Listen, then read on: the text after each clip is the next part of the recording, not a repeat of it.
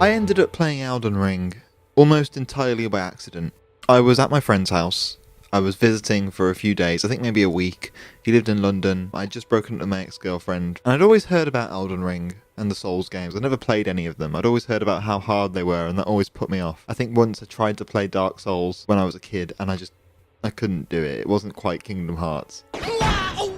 But I'd always been fascinated by the idea, and I was going through this kind of new era of just playing a bunch of video games. This was in 2024, so Elden Ring had been out for quite a while at this point. My friend was at work, his partner might have been cooking dinner or something, and I was in the living room. His PlayStation 4 was just kind of lying there, and I just thought, fuck it, I'm going to play Elden Ring, see what it's like. I couldn't quite get into it properly. I didn't even know you could target lock, which was ridiculous.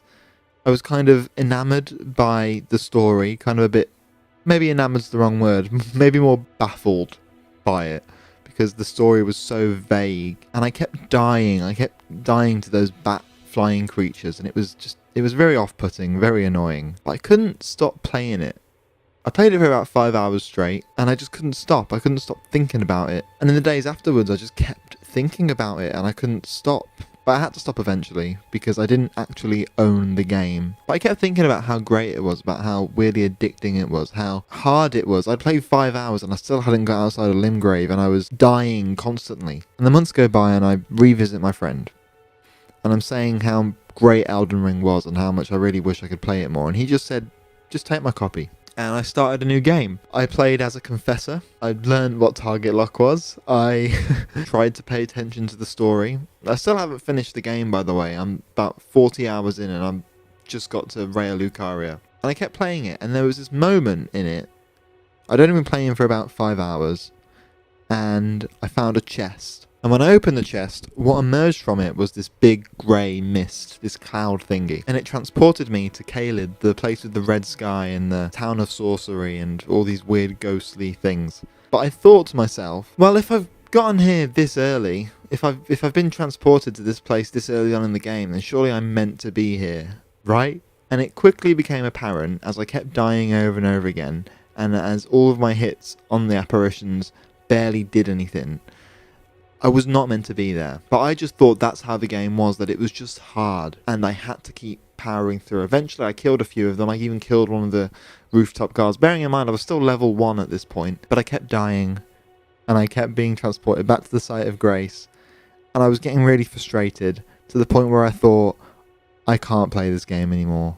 I'm going to have to just stop. Maybe this game isn't for me. Then I realised you could fast travel. I didn't realise you could fast travel, so I fast travelled back to Limgrave, and I was like, okay, so maybe I'm not meant to be there. And I kept playing, and now I'm 40 hours in, and I'm at Raya Lucaria, and I can't stop playing it. But I'm absolutely enamoured by this fucking thing, and I can't stop thinking about it, and I can't believe I didn't play it earlier. It's probably one of the most difficult experiences I've ever had, and it's worth every moment. The main reason I'm so interested in it is, yeah, okay, it's hard, and I like the feeling of accomplishment that I get after I finish it, but another one of the main reasons is the story is so vague, but yet so well done, and the world that it's created, this dishevelled, strange, mouldy, decaying place with all of these monsters and these undead people who clearly don't want to be alive, and they're not easy to follow. It's not an easy story to follow,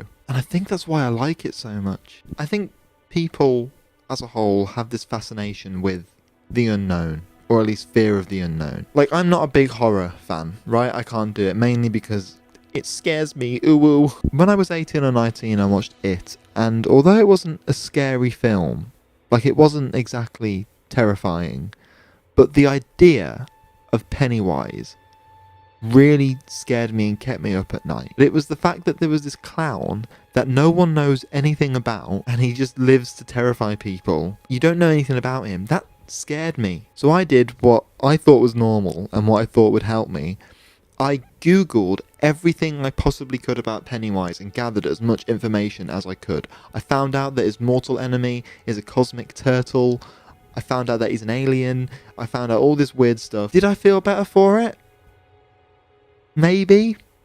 But I definitely felt more secure that I knew more about it. So with Elden Ring, It's not exactly fear, it's fascination. It's the fascination of the unknown. And when you Google Elden Ring, or you go on YouTube and you just type in Elden Ring video essay or Elden Ring lore, there are thousands upon thousands of videos of people unpicking it, trying to figure out what it is, trying to explain to the audience what it is. There's a whole 9-hour video called The Entire Lore of Elden Ring, and then the thumbnail is just, yup, the whole thing. And I get it. You want to unpack it. You want to understand it. You're thrown into this world that you're forced to fight through, and you need to understand it. But maybe we just shouldn't try to understand it. Maybe we should just explore the feeling of the whole world and fight our way through it. If I'm being honest with you, this video is quite impromptu. As you can tell, I'm kind of dressed in a dressing gown and pajamas, and my hair is all disheveled, and,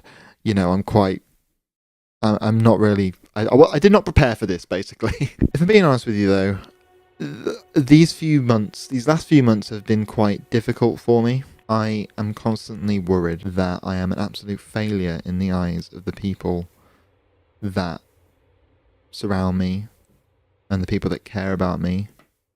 I'm worried that they won't care about me anymore because they'll just see me as kind of pathetic. And at night, after I've kind of, applied for jobs constantly, done some of my writing, trying to get freelance work, I sit down at night and I play Elden Ring. And I got to Stormvale Castle. And I was playing it and I kept dying to those fucking knights. And I got angry that I couldn't beat them. And I googled it, and it turns out Stormvale Castle is the place in the game that makes or breaks a lot of players. And I read that, and I thought, I'm not going to let it fucking break me. So I kept playing it, and I beat it, and I beat Godric. And it really kind of helped me realize who I am. I know it sounds silly because it's a video game, but just hear me out. I am someone who is very driven by creativity, by art, by doing the right thing. Recently, I have had a tendency that when it gets hard, I kind of give up. I really struggle to get through it, especially in my life, because I've just been hit so many times with just the disappointment of things. But in Elden Ring, I was playing it, and it kept getting harder, and I did almost quit a few times. But whether it was in Caelid or whether it was Stormvale Castle, whatever it was, I kept trying because I just was determined to do it, and I kept learning from my mistakes. And I'm trying now to implement that in my real life. Shit's hard, man. Shit's hard out there for everyone. And much like Elden Ring, the world of Elden Ring in its dishevelled, vague look, just as I'm sat here in my dishevelled pajamas look, life is hard. It's difficult. You're going to lose people. You're going to lose your way. You're going to struggle to figure out what it is you're going to do. But the point is you have to learn from it. You have to keep fighting through it. So yeah, I can't stop thinking about Elden Ring. I can't stop thinking about its world. I'm fascinated by its world. I've never really been into fantasy. I'm more of a science fiction guy. Although recently I'm reading The Witcher, and I'm loving it, and I want to read Lord of the Rings. But there's something about the world of Elden Ring, with how vague it is, with how well written its dialogue is, let's not fuck around here, with how well written its lore is, with its incredible world design. It just fascinates me, the whole thing. It really does. This isn't a video of me breaking down Elden Ring and talking about how it works and, what the lore means and what you can learn from it. This is a guy talking about how it makes him feel. Because at the end of the day, that's what Elden Ring is trying to do. Elden Ring is trying to make you feel something. Whether it's difficult, whether it's sad, whether it's anger, whether it's elation, whether it's satisfaction. It's trying to make you feel, and it's really not very concerned with trying to teach you all about the intricacies of its lore. It just wants to give it to you. And it's up to you how you interpret it. I think recently in the world we have gotten far too concerned with how criticism should be given. I think we're far too concerned with making sure we give all the facts to all art and make sure we analyse it properly, make sure we do a 3-hour video on breaking down every scene of a film. That's not what art is, and that's not how it should be treated. There is a place for that kind of criticism in genuine world problems, in politics and in science and, you know, and other things. But when it comes to art, yes, there is definitely a place for genuine critique, but I think we've gotten so hung up on that type of critique that we've forgotten that it's alright to feel, that it's alright to voice your opinion and talk about it, about how it made you feel. How you feel is subjective to the person, it's not objective at all. But you've got to remember that. And I'm telling you how Elden Ring has made me feel, and it's made me feel very good. And I'm not going to lie, I still struggle. It's not cured me. My antidepressants are trying to do that, but it has helped me and given me some sort of fighting spirit. I think in Elden Ring, we all had a very similar experience in discovering the undead wandering nobles. I think most of us didn't know they were called the Wandering Nobles until we looked it up, or we found it in the object descriptions. I think that moment is near the bridge in Limgrave, just before you enter the bridge. There are 3 Wandering Nobles walking back and forth from the bridge. One of them is leading the charge, they have a torch ahead of them, and if you go near them, they will attack you. And sure enough, that happened to me. But I noticed something on my first playthrough, and it kind of shocked me. When I killed the leader, the one with the torch, the other 2 ran away. They were terrified of me. I was this monstrous Tarnished that had just killed their leader, and they were defenseless, and they were groaning, and I felt terrible for them. I would approach them, and they would cower. They would beg for me not to kill them. On my first playthrough, I didn't kill them. Later on, I eventually would, because I needed the runes. That's beside the point. And if you go further down the bridge, you'll find 2 giants carrying a giant coffin carriage with wandering nobles following them. And I'm not going to lie to you, I didn't actually follow the coffin the whole way through because I'm 40 hours in, I've just beaten Renala, and I don't have time to follow a carriage right now. But it got me thinking, because I felt a great deal of empathy for these undead guys. Every time I saw them, a part of me just sank. Even when they attacked me, I felt bad. Most of the times they won't attack you, they'll just dig in the ground or do whatever they're doing. And the undead seem to be all across the map, not just as wandering nobles, but as corpses, or putrid corpses more specifically. In fact, recently I decided to go back to the bit just before where you start, the island before, because I realised I hadn't discovered like a whole section. So I just went back and I went to the beach. And on the beach I found this swarm of putrid corpses, these zombies, and I couldn't quite believe what I was seeing. I kind of thought, and this might sound a bit daft, but I thought, what a lovely little community they've got. Now, I don't know if these wandering corpses think, I don't know if they have thought properly, but if their brain is anything like their body, then it's probably decaying, right? See, the wandering corpses, they have a purpose. They walk on in search of something. This is kind of found in the object descriptions, and also, I won't lie to you, I have seen a few shorts that have just turned up because, surprise surprise, my algorithm is now very full of Elden Ring stuff. They walk around in search of something. They're fleeing the capital city that they came from. God knows what they're looking for. They've been searching for so long after the shattering that they're forced into this pitiful existence of never dying. They are undead, literally. They can't die. And what I thought when I saw these undead on the beach is, yeah, what a lovely community. And I also thought, if they're wandering aimlessly, if they're looking for something, if they're trying to get away from the capital city after the shattering, they must think that the beach that they're on now is quite literally the edge of the world. And they've probably gathered there because that's the furthest they think they can go. And that thought blew my mind a bit. There is this sadness to the undead. This genuine kind of heartbreaking just sadness to them. They clearly don't want to be alive. But as I said, these undead, from what I can tell so far, I haven't finished the game. I'm going up to the Carian Manor now.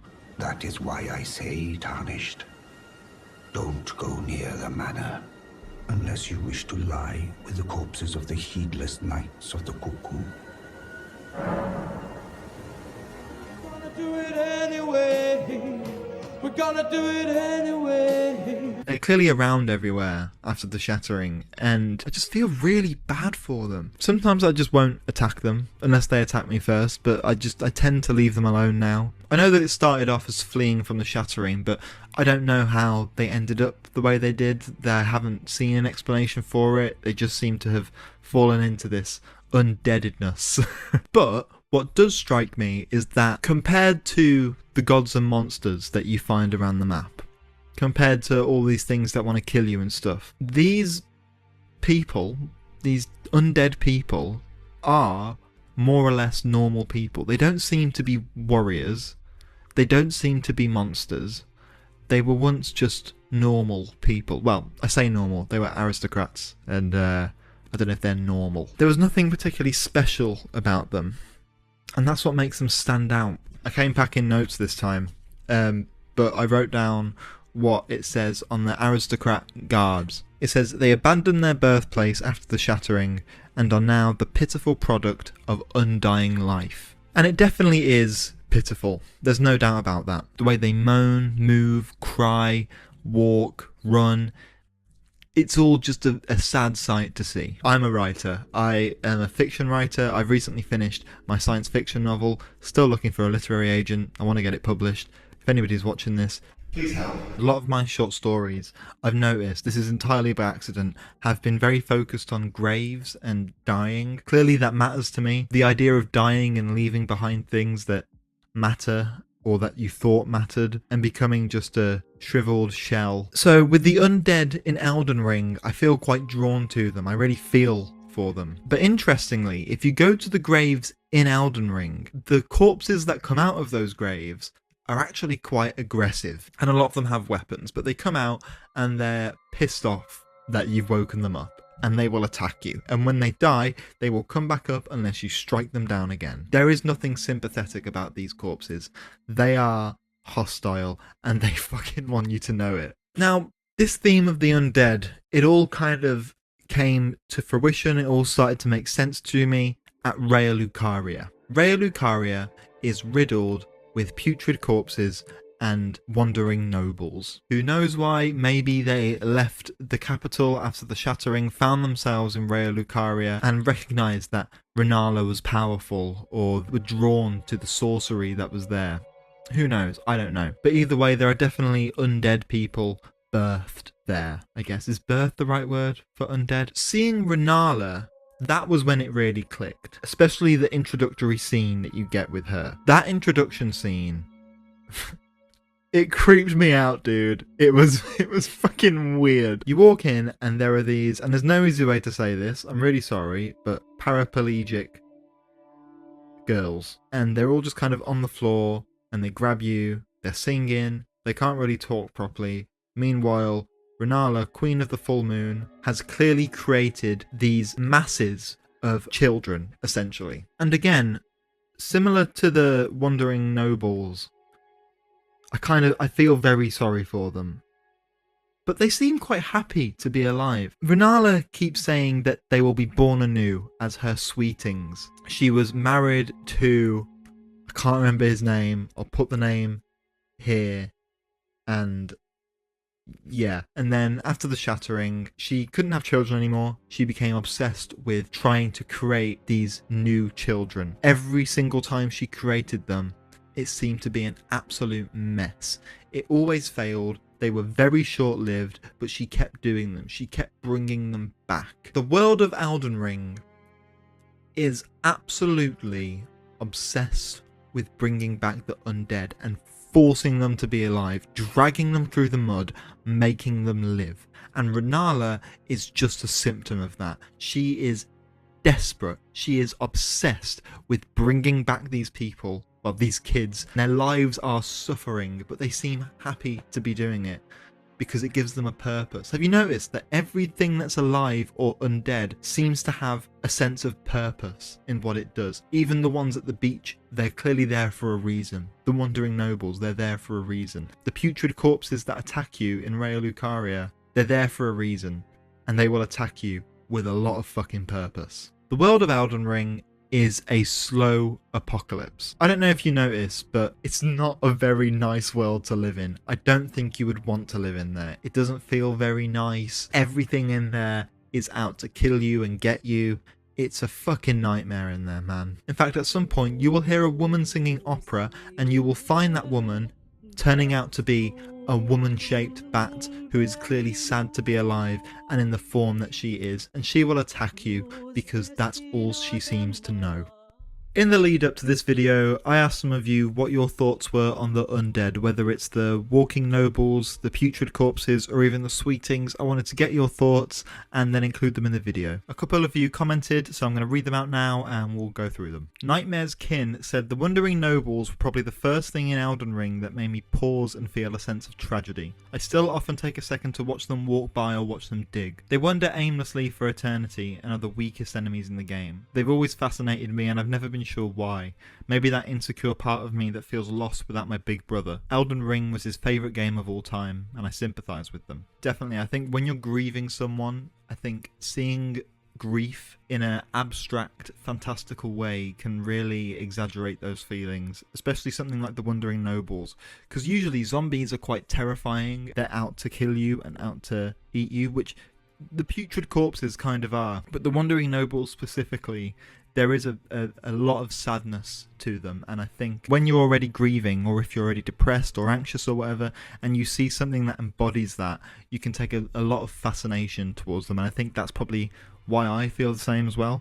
I hope you're doing okay. I'm really sorry about your big brother. And here's the rest of your comment. You said, and Renala, aka Banana Head Egg Lady, fantastic name, is possibly the most tragic character in it, as she feels so broken that she can do nothing but cradle the egg and feel broken by grief that she seems to refuse to move on from. Yes, yes, yes, absolutely. And I'm going to follow that on with another comment from New Player XL, who said, it just crossed my mind that the Sweetings may very well be the happiest being in this damn land, ironically. Yes, I touched on this briefly earlier. Isn't it strange how the Sweetings, who are these short-lived people who can't walk properly and can't leave the Academy of Rea Lucaria, isn't it interesting that they're the happiest ones? Maybe it's because they are essentially children and they are innocent and they are just happy to be around. Like when they look up at you, yeah, it's creepy, but it's also a bit like a toddler. None of them seem angry or like they want to hurt you. They just seem like kids playing,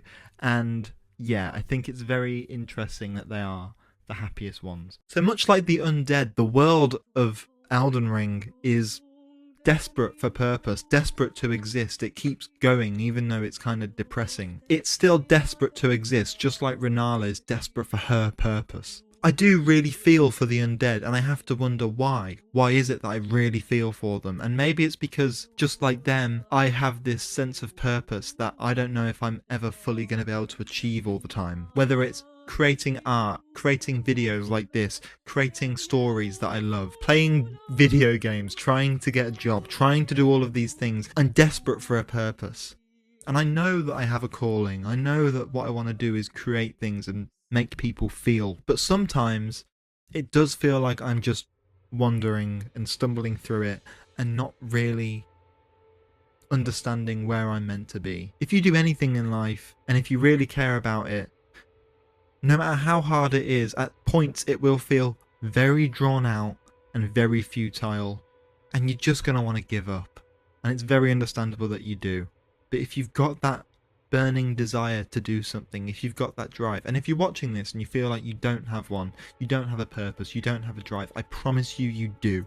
You do have a purpose, you just haven't figured it out yet. I know that sounds a bit cliche, but trust me, you do have a purpose. And if you don't chase the purpose that you feel like you have, you're going to regret it for the rest of your life. The world of Elden Ring feels like a shadow of a society. And in that world of monsters, disgraced demigods, ugly demi-humans, powerful sorcerers, undead people, wild animals that are out to kill you. A world where everyone and everything is out to attack and get you. You might wonder why you should continue on in that world. Why would you bother? What's the point in carrying on in an old and cursed world like this? You could kind of say the same about, well, you could say the same about real life. Why the fuck should you bother trying in this late stage capitalist world, this world that feels like it's decaying, that people are after you, whether it's in real life or an anonymous brave TikTok comment just trying to eat at you, whether it's a horrible experience at home or at work or just in life in general, or maybe the news is depressing you. It can feel like everything is decaying. Why would you want to bother in a world like that? Why? What's the purpose? What's the point? What makes this world worth living in? I'll tell you why. It's because you, Tarnished, are in this world. You are in it. And I would much rather live in a world where you exist. And when I look at those wandering nobles and undead, I really feel for them, because we as people are just wanderers. That's all we can do. We're wandering and navigating through this weird life that we live. That helps me get up in the morning. Sometimes I do have mornings where I just don't want to get up. I physically can't do it. But thoughts like that, thoughts about the fact that I have people that care about me and that I have people who I care about,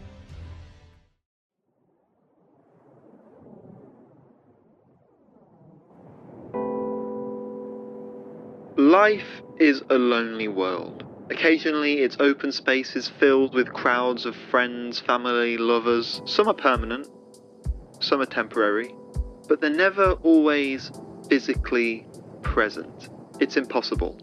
And that's what hurts the most, isn't it? That's when the loneliness really sinks in. And when you're in it, it's easy to forget that it's a universal experience. The lack of your own coherent objectivity leaves you asking, did I do something wrong? Am I meant to feel like this lonely? Am I meant to yearn for this much physical contact? Why is it? Is it because I'm tarnished? Please don't take forever again.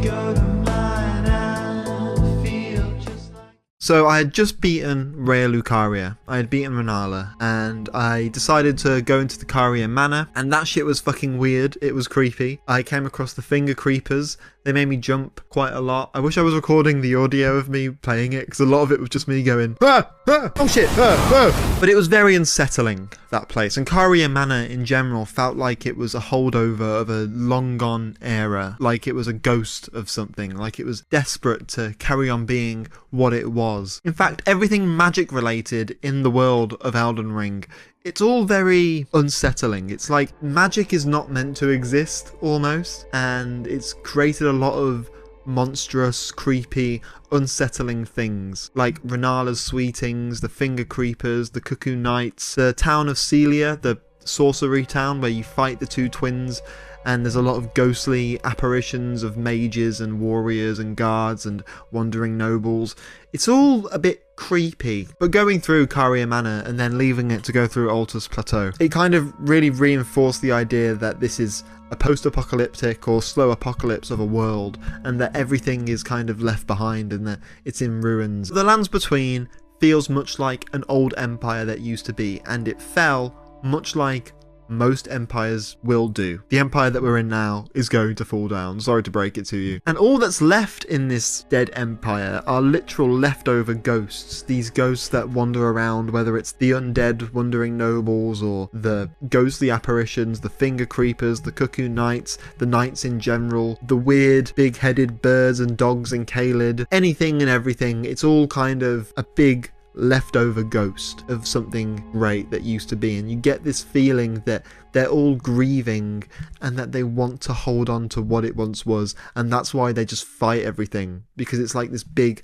self-defense of their own legacy. And of course, like almost everything in Elden Ring, I had to fight my way through the Altus Plateau to get there. I had to fight my way through this underground dungeon, I guess, and on the way I fought a lot of those big bat creatures and a couple of those bat women, and I'm going to get into that right now because I talked about that in my Undead video very briefly, and a few people mentioned that the song that they sing is called Song of Lament, and it's actually a song literally written in Latin. Just in case you don't know, but you probably do if you're watching this, the bat ladies sing, I don't know what they're actually called, I don't know if they're called bat ladies, I I'd imagine they're not. They sing a song that's in Latin and it's very sad and it just kind of feels like it's a lot of pain inside of it. So here's what the translation is. Oh, that land, formerly blessed, now withered. We have been destined for motherhood, but now have become disfigured. We wailed and wept, but no one comforted us. Golden One, at whom are you so angry? I don't know whether they were once people and they were just kind of malformed into this thing after the shattering, and a lot of the world of Elden Ring, there's just a lot of sadness to it. But you get the sense with these guys that maybe they were forced into this beastly figure that they are now. I mean, their necks look in pain, they kind of look up and they sing, and it's just a sad sight. Maybe they're fighting to protect their own humanity. Maybe they see us tarnished as a threat. But eventually I arrived at the Altus Plateau, and somehow I wound up at the Shaded Castle. And as soon as I saw the Shaded Castle, I walked up that small little hill and I saw it, and I just had this overwhelming feeling of, I don't even know what to describe it as, just I wanted to conquer it. I saw this big castle and I just thought, yeah, I'm going to take that. Maybe not a great thought that I had, but I just saw it and I thought I want that castle. It's very interesting, and it's kind of drowned a bit by some toxic swamp and surrounded by all those little toxic slugs. And I've said in Elden Ring that I love how ambiguous a lot of it is. I love how the lore is very shrouded in mystery. This is no exception. The Shaded Castle is, whilst drowning, it's still big and daunting, and you're not quite sure which angle to approach it at. I walked around the left side, round to the back, and I approached a cliff. And at that cliff, I just stared into nothing, and for a moment, the Shaded Castle, waiting to be conquered, suddenly felt unimportant. I just kind of forgot about everything and I just stared into it. And the weight of that feeling of wanting to conquer the Shaded Castle, it kind of lifted, and I felt a quiet calm and relief just staring out. And that blankness made me realise that all of this might not be so important, that my tarnished nature might actually be worth contemplating. So far, I've been blindly fighting through this world. I've been trying to do whatever I can to reach some sort of goal that I'm not even sure what the fucking goal is. It's all so ambiguous. And I knew that after this contemplation, I would no doubt go back and start fighting in this world that I've been thrown into. But right now, I needed to just take a minute to absorb it all. The word tarnished is incredibly loaded, and you keep getting called tarnished throughout the thing. But to be tarnished means that something has lost its luster or its worth, and there's a lot of negative connotations to it. So if I'm tarnished, does that mean that I've lost my luster? Does that mean that I've lost my worth? Am I not valuable? Does this world just see me as something to chew up and spit out? I mean, clearly the amount of things that I'm fighting and the things that want me dead. I know it's a video game, but I was just kind of staring out into this abyss, and it just kind of made me think, well, I'm tarnished. I'm tarnished in real life, probably. We're all a bit tarnished. There's something wrong with all of us. I have to do something about that, don't I? Am I not worthy of love? Am I not worthy of being considered a person? A full person, not just this tarnished fuck up? But then I turned back around and I went to go and conquer the Shaded Castle like I initially planned. In other words, I just thought, fuck it, I'm tarnished. So I fought through the Shaded Castle, and much like the Caria Manor, it all felt a bit like a ghost of something, and a lot of it was unsettling, covered in swamps and poison and these leftover guards, and a lot of it was guarded by some of Melania's people. Hello, Future Sam here, just popping in to say I know that I pronounced it wrong. I didn't realise it's not pronounced Melania like Donald Trump's wife, it's Millennia. Right? Millennia? Am I getting that right? All I know is that she was the offspring of Marika, and she's one of the demigods. More on that later, actually. But then I decided to move on. I didn't do the final boss. I'm going to go back to it. I just wanted to go and do some other things.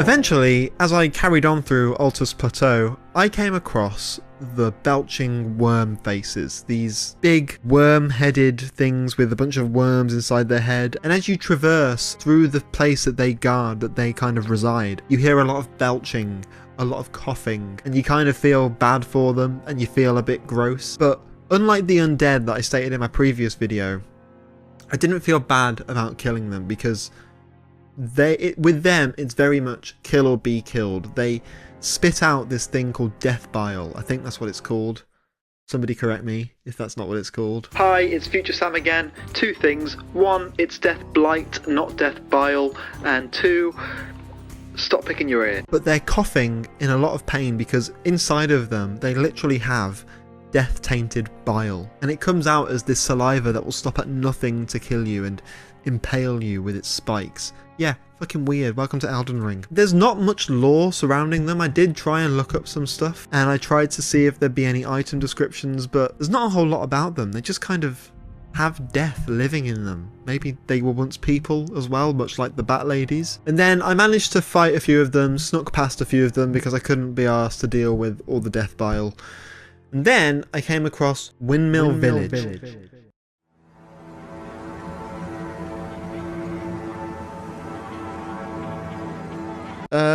Somebody call A24 because we've got a new Midsummer film. This place is fucking weird, man. You walk in and rather than the belches of the worm faces, you get the laughs of these maniacal old ladies who are dancing around and they seem perfectly happy with what they're doing. But if you approach them way too close or if you touch them, they will attack you with red eyes like they've been taken over something. I get the vibe that they probably killed a lot of people to get where they are. Maybe they weren't quite sure on what to do with themselves and they just formed this big cultish village, this little commune of old ladies laughing and dancing like children. Came across the Godskin Apostle and it was actually kind of an easy fight. I struggled quite a few times, but after I did it over and over again and I learnt the moves and I figured out, you know, when to perfectly dodge and when to attack and what it would do during certain attacks and stuff, it kind of became quite easy. And I just thought maybe this is what those old disfigured women were kind of worshipping. Maybe you do see a few of them on their knees worshipping something, and I wonder if they saw that thing and decided that it was their god. But after seeing both the worm faces and Windmill Village, after seeing such misery and sadness on my journey through Elden Ring and through the lands between, after seeing a lot of the conditions that the people live in, how hostile they all are, how they seem to be living in this world and accepting all of its many flaws that no one should have to live through. While some of them praise Marika or the Erd Tree or the demigods, I started to feel a certain sentiment towards Marika and the Erd Tree and these demigods. And that sentiment was, fuck you, man. I kind of decided, and I'm going to get into this a bit more, that these demigods, they're not gods. Maybe you could say that Marika was a god because she was given the runes and all of that stuff, but her children, they're not fucking demigods. They're just spoilt brats. When I started to feel that sentiment, I suddenly re-met with a girl that I'd met earlier called Raya.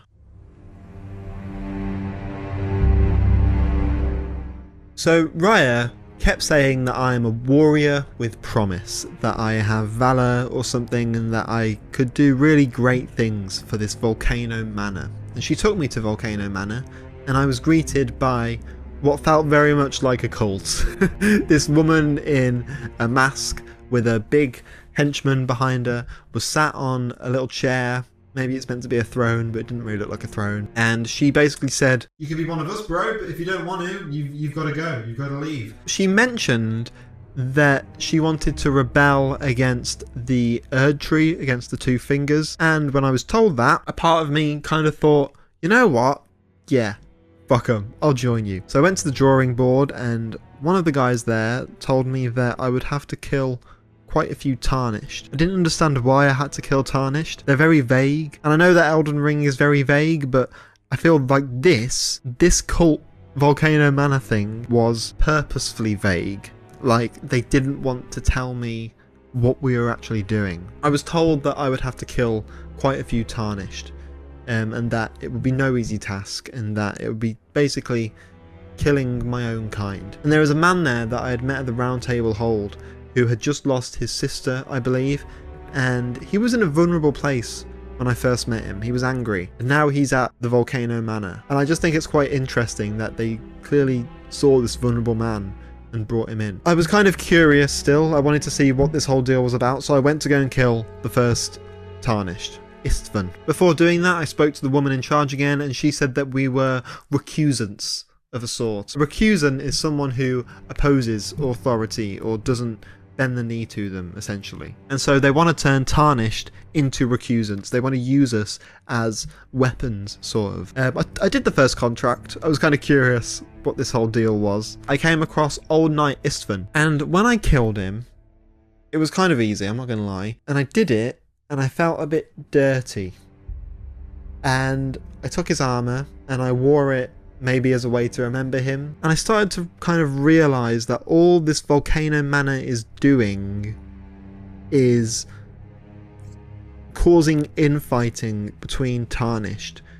And that doesn't solve the problem. Because the truth is that Volcano Manor just is not productive in any way, shape or form. You are a Tarnished, right? You are Tarnished. Whatever that means, whatever you want to interpret it as, maybe it means there's something wrong with you. All you know is that you can't die. You keep dying and then you come back. Seemingly like everything in this world, you're just kind of being forced to come back to life and fight. But Volcano Manor is not in any way productive, and they know that it's not productive. If it was productive, they would explain their goals, but they don't actually have any real goals. All they do is they show you the thing that's in front of you, which is more Tarnished people, and they convince you that the Tarnished who are trying to become Elden Lord, who are trying to do all this stuff for the Two Fingers, they're telling you that they're evil and you should go and kill them.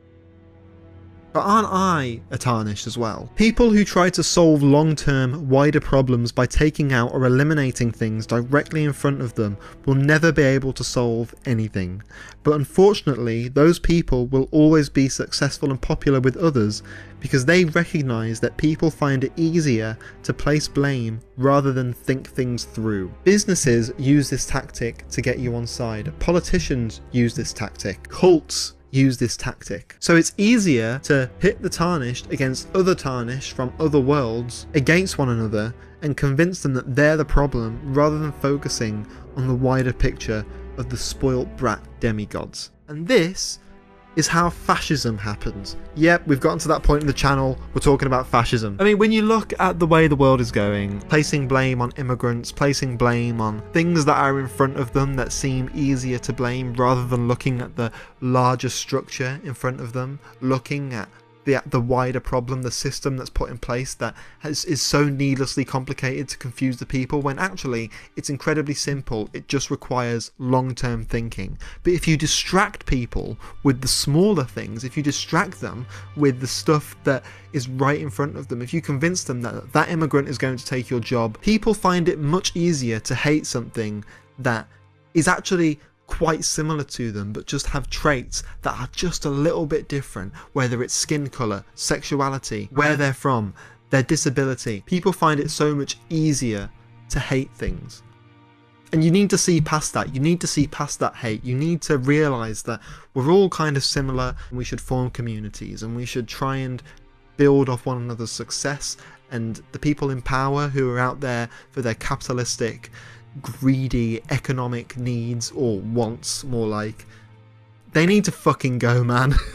And in Elden Ring, I feel like personally this sentiment is carried over with the demigods. These demigods are so powerful and they place these bosses in front of you and they have all of these massive powers that they just kind of seem unfathomable, and you kind of realise that they've called themselves demigods, really, but they're just fucking spoiled brat people who are just very powerful, and it's up to us Tarnished to take them down. Oof, anyway, sorry.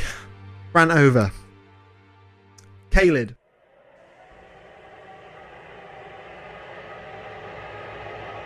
Anyway, after I did that, I decided to go back to Caelid because I realised I'd kind of neglected it and I hadn't gone past the town of sorcery. Look, I've used words like unsettling and creepy and decaying during this series of my Elden Ring journey. But Caelid really puts it into perspective, and it's really hard to settle on a word that describes Caelid because yeah, it is decaying, but it's rotten.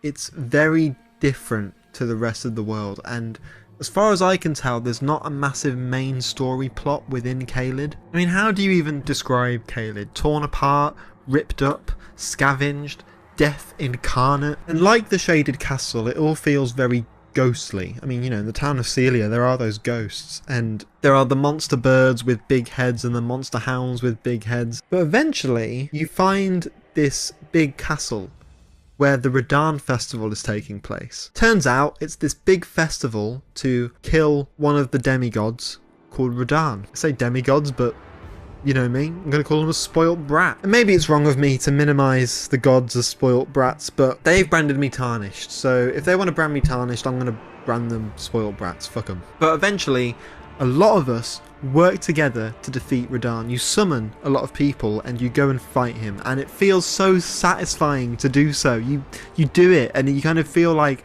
you've worked as a team to accomplish something. You've built community, you're supporting one another, you're bringing people back. It's brilliant. Rather than hating each other and fighting each other and the infighting that is not productive, we're all joining forces to kill this spoilt brat demigod Radahn, and it feels so good. It feels productive. There's a lot of camaraderie in it. And okay, maybe in a sense I am a little tarnished. I'm not perfect. I've got the odd imperfection here and the odd mistake there or flaw there. But that's just being human, isn't it? We're all a little tarnished. And yeah, maybe I do keep blindly fighting my way through the world. And sometimes I do fail to see further ahead of me, and I do see what's right in front of me, and I place blame on that thing that's right in front of me. And as I said at the beginning of this video, sometimes I blame myself. Sometimes I think maybe it's because I am tarnished. Maybe it's because there is something wrong with me. And it's very easy to just fight the thing that's right in front of you because, well, that's easier. But I'm still here,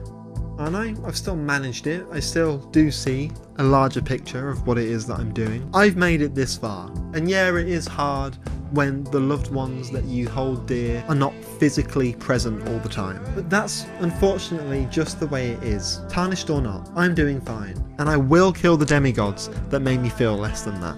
Mark my words. People need to have more faith in what they're doing, and you need to keep fighting your way through it. In my first Elden Ring video, I said that this game taught me a fighting spirit, and it taught me that I need to keep going even when it's hard.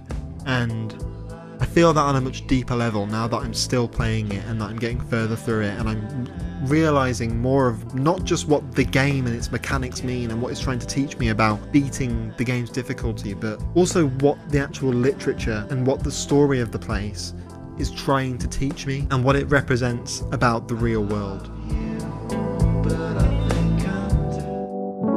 The first time I met you, you used a different name. I'd heard about you, I knew you were coming, and despite the fact you were one of the first real obstacles I faced during my journey in the lands between, I never felt truly intimidated by you. I felt maybe intimidated by your size, but not you, because you were just that, a thing in the way of a castle, a troll on a bridge. Under the guise of Morgott, you insulted me. Foul Tarnished, you called me, desperate to put me down and destroy my ambition. Sure, you killed me a few times, but I kept coming back over and over again. You must have been so annoyed, especially when I killed you. It wasn't until Leyndell and the Erd Tree that I met you in your true form, Morgott. You had this incredible sword, colourful and loud. You complained about your relatives, bigged yourself up, and I did away with you. Rather quickly. I felt sorry for you. It was like putting down a suffering animal, putting you out of your misery. Before this, I viewed the demigods as spoilt brats, but now, after realising what you are, and learning your history, your trauma, and your family lineage, I realise I was wrong. Morgott, you needed help. You all did.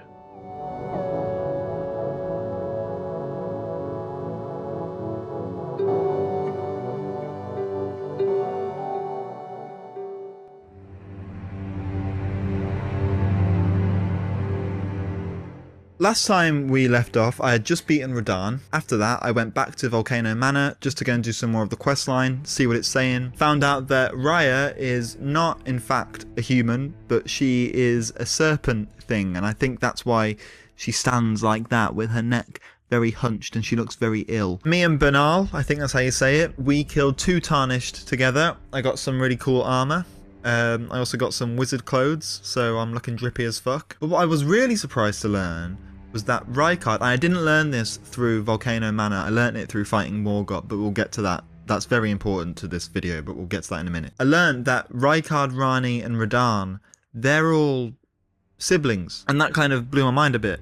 And I did a little bit of research into Rykard because I was very fascinated by the fact that Renala's child has started this Volcano Manor thing. So when the Shattering happened, the Golden Order wanted all of the demigods, that's Marika's kids and Radagon's kids, who he had with Renala. He wanted them all to fight to become the next Elden Lord, and each of them had a shard each. Rykard was the one that thought, fuck you, I'm not doing that, because he thought it was really debasing to make a bunch of people, because that's what they are, people. They are demigods, but at the end of the day, I think it comes down to you're making people fight over things because you think you're more powerful and more almighty and more important than anything else in the world. So Rykard, I think quite rightly, went about rebelling against the Golden Order just to kind of show him who's boss.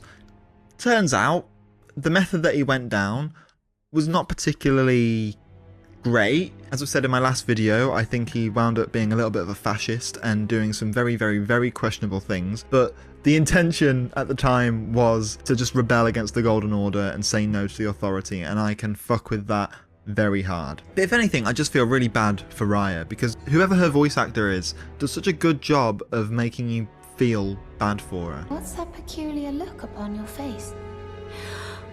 Goodness. Am I still a serpent? Oh, how dreadful. But learning this about Rykard, and then also fighting Morgott, and then also due to some comments on my last video, I kind of decided to change my position on the demigods. You see, in the last video, I said that the demigods were spoilt brats, and I think to a certain extent they definitely are spoilt brats, but I think they're much more layered than that now. For example, Rykard is, as I said, I think he's rightly angry at the position that him and his relatives have been put into. And I think the reason I understand where Rykard is coming from is because I too have felt a lot of anger, especially in recent months, towards the world and the systems in place. If you spend most of your day scrolling through social media looking at the amount of shit that's happening in the world, the amount of atrocities, the amount of hate that gets spread within the comment sections of posts, if you're applying for jobs constantly in the hopes of getting something, anything, but nothing comes about, it starts to feel like the system is actively working against you, that's trying to oppress and depress you. Sometimes it's hard to argue against that. Some people say that the system is broken, but is it broken or is it working exactly as it's meant to? But no matter what you believe with that, the system does fail from time to time, no matter what. And in Elden Ring, the system of the Golden Order is no different. It wants order and perfection, but it gave Marika a child omen, Morgott, a being of untamed chaos. That, right there, is proof that maybe the system doesn't work. I'm not saying that being an omen is wrong, okay? No omen hate phobia here.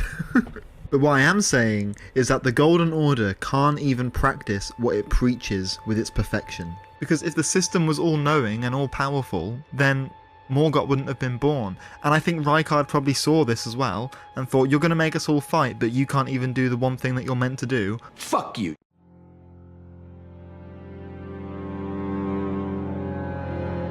So here's a comment from my last video, and it's by Lord of Chaos Inc. And this comment changed my entire perspective on the demigods. He said, I mean, with the demigods, you could also see how they came out of a toxic family and their mother had them fighting against each other for religious reasons. They suffer from curses, kinda like inbreeding defects. I think in my last video, I failed to mention, or I failed to even acknowledge, that spoiled brats are often the result of failed parenting. And usually, a lot of spoiled people come from a toxic household. I really wish in that last video I acknowledged that, because looking at it now I'm like, oh yeah, of course these demigods, they come from a troubled household. Like, that's what happens, really. They need therapy. And I think that's partly also why I understand Rykard as well. I understand why he's so angry at all of this, why he's so pissed off at what's happened. I mean, maybe some of it comes from hating his parents because of the situation that he was put under. But also I think part of the reason I feel this way towards the demigods, why I feel still quite angry at them, like they're spoilt brats, that they treat me like shit, because, you know, they call me Tarnished, but they're the demigods, and I'm still beating them. And if I'm still beating the demigods, if I keep coming back after they kill me just to try again, How am I not a demigod? How am I not one of them? Because really, if you ask me, there's no difference between a tarnished warrior who is incredible and keeps coming back. I'm not saying I'm incredible, but anybody who plays the game and keeps coming back and beats the game and keeps fighting the demigods and beating the demigods, you are incredible. And you are worth more than any demigod because you're the one that keeps winning. You lose a lot, but then you win and you move on. They call me tarnished to put me down and make me feel less than them, but I'm still beating them. They call themselves demigods to make themselves feel better because of their heritage, but I'm still beating them. And look, I'm not gonna lie, yes, they are all tough, they're all difficult to beat, but they're all beatable too. But I would argue that these demigods who I call spoilt brats, who come from this toxic family, I would argue that if they were just hugged as kids, if they were loved, then I probably wouldn't be able to beat them, because they would then have a healthier mindset, they would have healthier coping mechanisms, and they would understand how to approach situations. But instead they keep doing the same moveset every time I fight them because it's worked for them in the past. But then I beat them because they're predictable. Because people who don't work on themselves, people who are erratic, people who go in all guns blazing and lead with their emotions, at the end of the day, those people are the most predictable people. If someone is approaching their life based purely on fleeting emotions or raging emotions or emotions that seem to just come to the surface and make their back sweaty and hot because they're so anxious or angry, those people become very predictable very quickly. And I get it, because for a long time I didn't go to therapy. For a long time I wasn't dealing with my life very well. I was getting angry at situations that I was put in. I was hating my job, I was hating my life, I was very angry at the situation that I was put in. And looking back on that now, you could probably predict everything that I was going to do. If you don't learn to regulate your emotions, you're kind of fucked. So I just think that if the demigods, when they were children, if they were hugged as a kid, if they were made to feel safe, I would have a much harder time beating them. If they understood themselves more, I don't think they would fight me. Because really, when they're fighting me, when they're fighting you, the player, they're really fighting with themselves. Okay, yeah, the Golden Order made them do it, but really, when you look at it on like a psychological level, they're fighting themselves because they've been made to do this. Or you could say they're fighting their parents, or they're fighting the Golden Order. They don't really want to be fighting each other. That's not really what they want to do. If Rykard didn't want to do it, I'm pretty sure the other ones didn't want to do it either. But they just did it because they thought that was the right thing to do. The Golden Order told them to do it. And when you're brought up to believe that a certain system or a certain belief system is the way to go about things, it's really hard to get yourself out of that mindset because you will be conditioned from an early age to believe it. And if I am an unstoppable force that keeps coming back, they think that they're an immovable object, but they're not. None of these demigods needed more love than Morgott, the Omen King.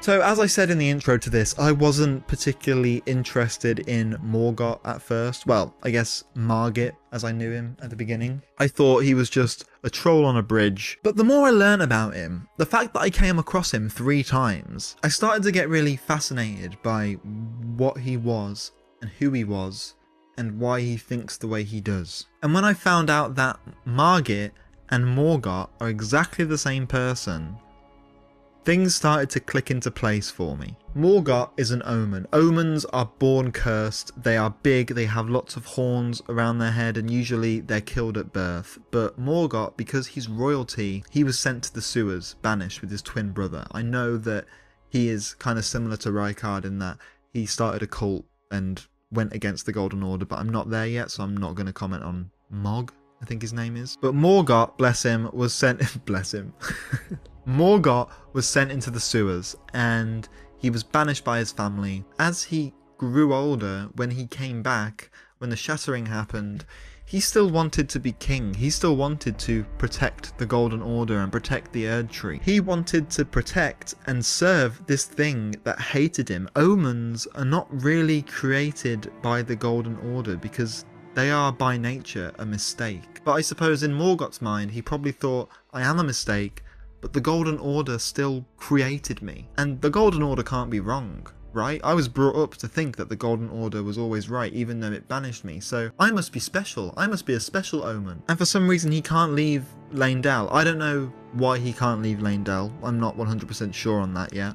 Maybe it's because he is the king and he needs to rule over it. I don't know. But in order to leave, he created another projection of himself called Morgott. And Morgott is, whilst he is the same as Morgott, physically he's the same person, I think there is a little bit more mischievousness to Morgott. Maybe I'm reading into it too much, but when I came across Morgott at first, I thought he's teasing me, the little bastard, and I killed him. And then I came across him again in Altus Plateau, and he seemed to like enjoy trying to fight me and taking down Tarnished and putting out the flame of ambition within all of us Tarnished. But when you come across Morgott himself in Leyndell, he is much more righteous. He's much more matter of fact. He seems to hate that his siblings are kind of traitors or that they all failed. And if I'm being honest, I think he enjoys being Morgott a lot more than he enjoys being Morgott. When he's Morgott, he can be the big scary version of himself that can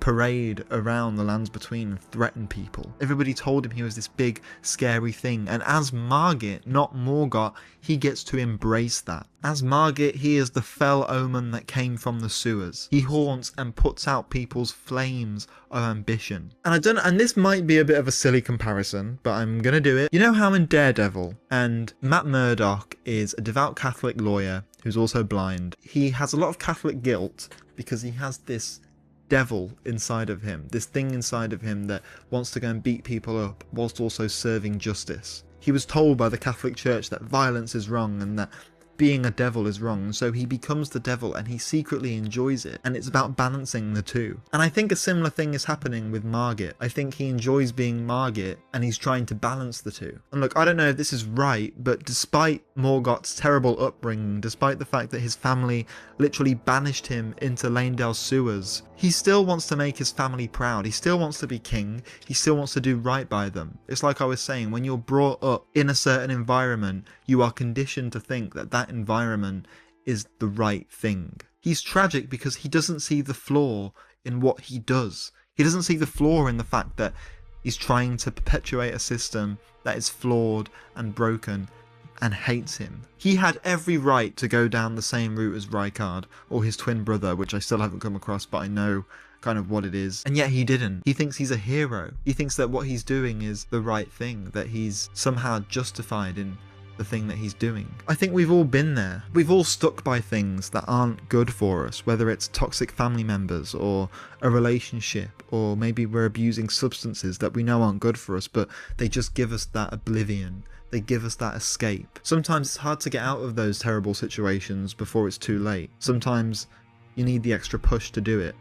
But how do you convince someone like Morgott that what they're doing is wrong? How do you convince them that the thing that they're trying to represent, the thing that they're trying to perpetuate, is not healthy for them? Sometimes you can't. When the options are really lacking in what you need to do, you hold on to what you can, even if it's bad for you, even if as you're holding on to it, your hands are burning. Sometimes it's the only thing you have. But sometimes I think in order to get those situations, you have to let go of whatever it is you're holding on to and think outside of the box. Think about how you're going to get out of this situation. Think of an alternative. For example, maybe you're struggling to get a job, and after months and months of applying to get a job, which is what I was doing, you need to think of a different route. And I think I've now got a different route. I'm making this YouTube channel. I'm trying to set up a community. I'm trying to build something. And sometimes you need to just see an alternative. Because look, the recusants in Volcano Manor, they were wrong. They are wrong in what they're doing. But the fact that they're trying to find an alternative, the fact that they're trying to think of a different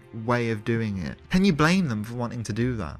I'm not saying that they're right, I'm not saying what they're doing is right, obviously, but at least they went outside of the box to try and figure it out. You don't want to end up like Morgott. You really don't want to end up like him. And I will say, I beat Morgott second try in 5 minutes. I'm not trying to brag, but I'm just saying, That's why he's the GOAT! The GOAT! I wasn't sure what the flame of ambition actually was until somebody commented on my video. I don't know how to say his name, so I'm just going to put it there. He said, that feeling you had when you saw the shaded castle, that is what Morgott is talking about at the beginning. In that moment you look at something and think to yourself, I will make it mine.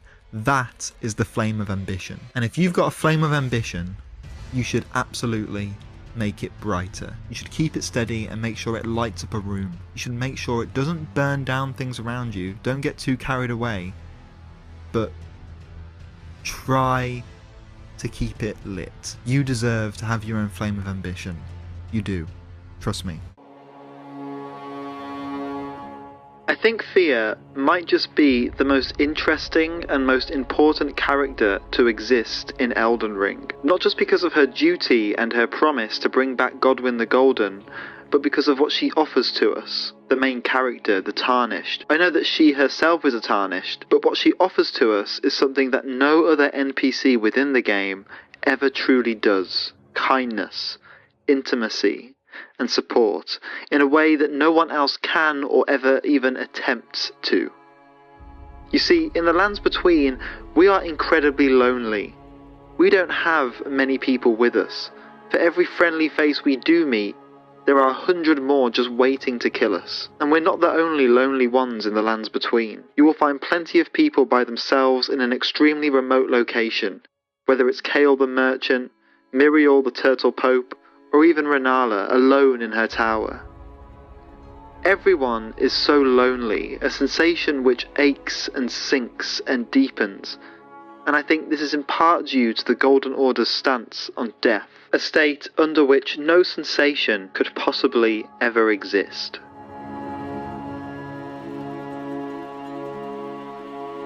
You are so very warm.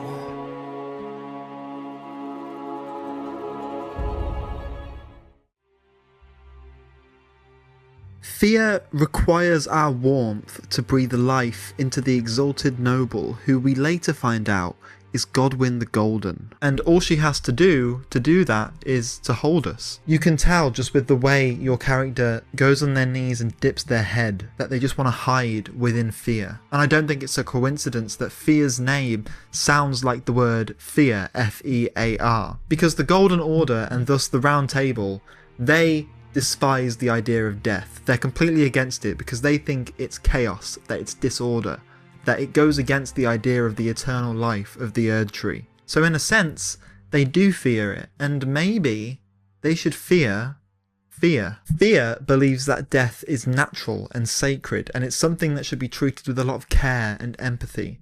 But to do what the Golden Order is doing, which is denying it, dragging people through eternal life, like when you look at the Wandering Nobles, the Putrid Corpses, or literally any of the Undead. I made a video about the Undead and how I really feel for them, and I had some people comment saying that they're called the ones who live in death, and it wasn't until I started doing Fia's questline and I looked into it a little bit that I realised they're right. Fia wants to help them into that death. I was really interested to see that Lionel's armour in Leyndell, it told me that he decided to take on the role of Fia's father, and I thought that was really interesting because the idea of this older guy who lives in the Lands Between, who sees how much this eternal life is really dragging the world down, like this eternal life that the followers of the Erd Tree want, that it's forcing people to live through. I say live, kind of just forcing them to exist without death in the Lands Between. The idea of this guy seeing that and wanting to help this young girl out who has this goal of being a deathbed companion and wants to change it, wants to make sure death is possible.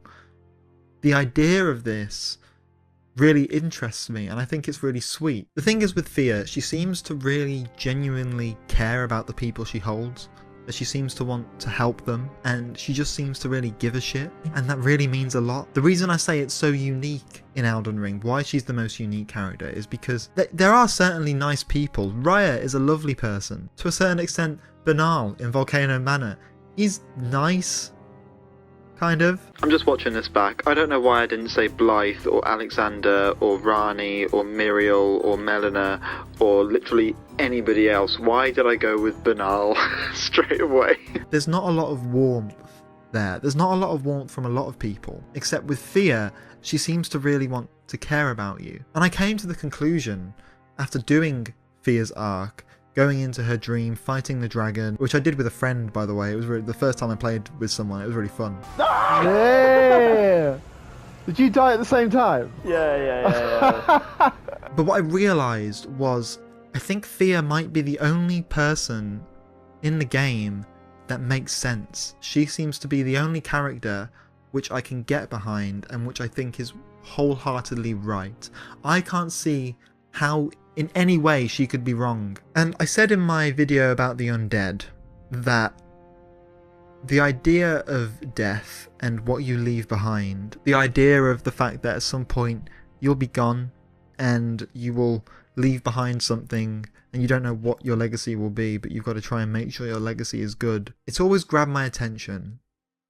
And I think I know why it has grabbed my attention. And now, if you don't mind, I'm going to talk about some personal things that have happened in my life and some things that I've observed and experienced.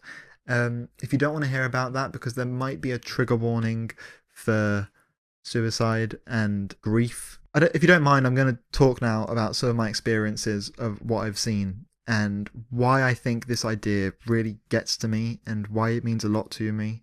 And especially with Thea, why her empathy and understanding and her yearning to have death a part of life again, as part of the ecosystem of existence.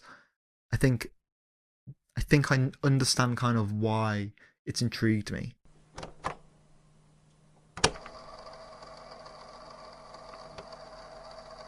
I've always been quite fascinated with the idea of death, especially in recent years when I'm writing short stories or if I'm watching something that has a poignant perspective on death and that treats it respectfully.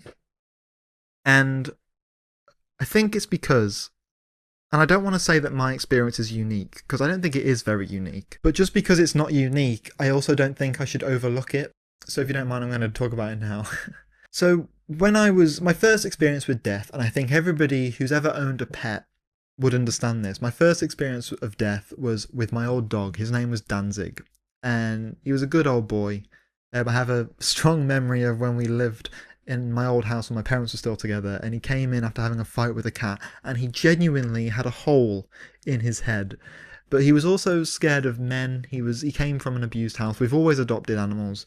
And there was a point where he was really old and he was weeing and pooing in the house, and eventually me and my sister would sneak outside, because at one point he got sent outside because we were too scared he was going to do it, and me and my sister would sneak outside to go and look after him and play with him. And then eventually it was revealed to us that he had been put down, and I was young. I must have been single digits in age maybe, and I was heartbroken. I couldn't stop crying.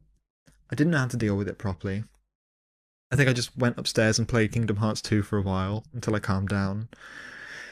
And yeah, that was my first experience with Danzig. He was a lovely, lovely little dog, lovely old dog. And then later on, my great nan died. We called her Great Nanny Seaside because she lived by the seaside. And that was a weird one because I wasn't particularly close with her. And a lot of my experiences growing up was everybody complained about her.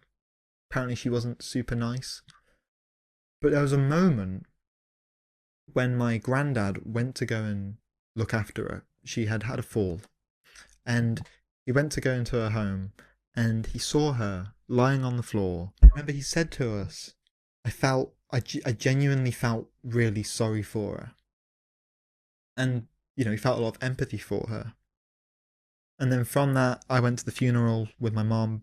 And then after that, I didn't experience much death again until I was in year 11. I think it was year 11. So that would have meant I was 16 years old. And there was a really lovely kid in our school. He was genuinely so lovely. I wasn't particularly close with him. I didn't even have many conversations with him, but everybody knew him. You would see him in the corridor and he just had a smile on his face. He was, he was quite, he was on the autistic spectrum. He had a lot of help. He needed a lot of help in life. And at one point, I went on a school trip with him to China. It was it was very expensive. It was the only trip I ever went on. My mom was like, if you go on this is the only trip you're going to be able to go on. So I missed out on a lot of other trips. He went on that trip as well. And I have a memory of sitting with him at a table and him telling me about the Walking Dead comics and how much he loved them. But one day we were in school and we were going through the corridor, and a load of teachers came out of the theatre, and a bunch of them were crying, no idea what was going on. And then eventually the rest of the year group got sent into the theatre, and we were told that he had taken his own life. And the reason he had taken his own life was because he didn't want to live with needing help his entire life. He didn't want to deal with that. And it was gutting. You could feel this just sadness within the school. And it was quite overwhelming. I remember feeling quite overwhelmed by it. I think everybody felt quite overwhelmed by it, and it was gutting. And then a week later, somebody else in our year died from an asthma attack. So we had 2 deaths, whilst we were all quite young in our school. And I think that kind of made me realise, holy shit, people can just die. And it was gutting. And then after high school, I think I was doing an apprenticeship, or maybe I was working at McDonald's, can't remember, but my friend, she had this girlfriend, and I wasn't particularly close with her at first. I didn't really get on with her. But one night, me and her stayed up until about 4 a.m, just drinking beer, just having a talk about politics, about life. We were really young. We were about 18 and 19. I think she was a bit older, and we were just talking. And I remember leaving that conversation thinking, "Oh my god, I've just made a new friend, and this is really good. We bonded." And then, the next week, I had a call saying that she had taken her own life, and I went to the funeral. It was horrible. That was another death. And I think if that's taught me anything about life and about death, you see the heartbreak on people. You see the heartbreak on people's faces. My mum's friend died a while ago. I didn't know them, but I saw the heartbreak on her face. And recently, my cat, Shakespeare, he's an old boy. Let me see if I can find him. Hold on. So this is Shakespeare. Hello. He just moaned at me. He's an old boy, and we've just been told recently that he's got a tumour, and that he's maybe got a month to live. They said if he makes it past the month, he'll probably be alright. And we've had him for, I want to say maybe 10 years. I don't know. And it's really weird. I can't imagine him. Can't really see him properly. I can't really imagine him leaving us or not being in the house. He can't close his mouth properly at the moment. But at the same time, and I don't know whether this is mean or whether it's insensitive, I can kind of live with it. I kind of understand what's got to happen because he's old, and that's part of life. So when I talk about fear in Elden Ring, and how she thinks that death is sacred and how it should be accepted, when people die, it's almost always tragic. It always feels horrible. It's really difficult to accept sometimes. And I imagine that when Shakespeare leaves us, and I'm really lucky that I've got all of my grandparents, but eventually, when they leave, when my parents leave, when friends leave, I imagine I'm not going to be able to accept it properly. I'm not going to be able to fully understand the concept of this new reality that I'm going to have to live in. And I know that Shakespeare's just a cat, but he's family, and he means a lot, and he's just always been here, But death happens, and you have to accept it. It doesn't mean that you can't feel terrible and you can't go through the motions of the grief that you have to go through, but unfortunately it is a part of life. And I'm very lucky that I haven't lost anyone in my immediate family just yet. Like, I know how lucky I am for that, but I think the position that I'm in of having observed people leave and observe what it does to the people. Like, I've got friends who have lost parents, I've got friends who have lost grandparents, and I'm yet to experience that. And I'm so lucky that I haven't experienced that. But when it does happen,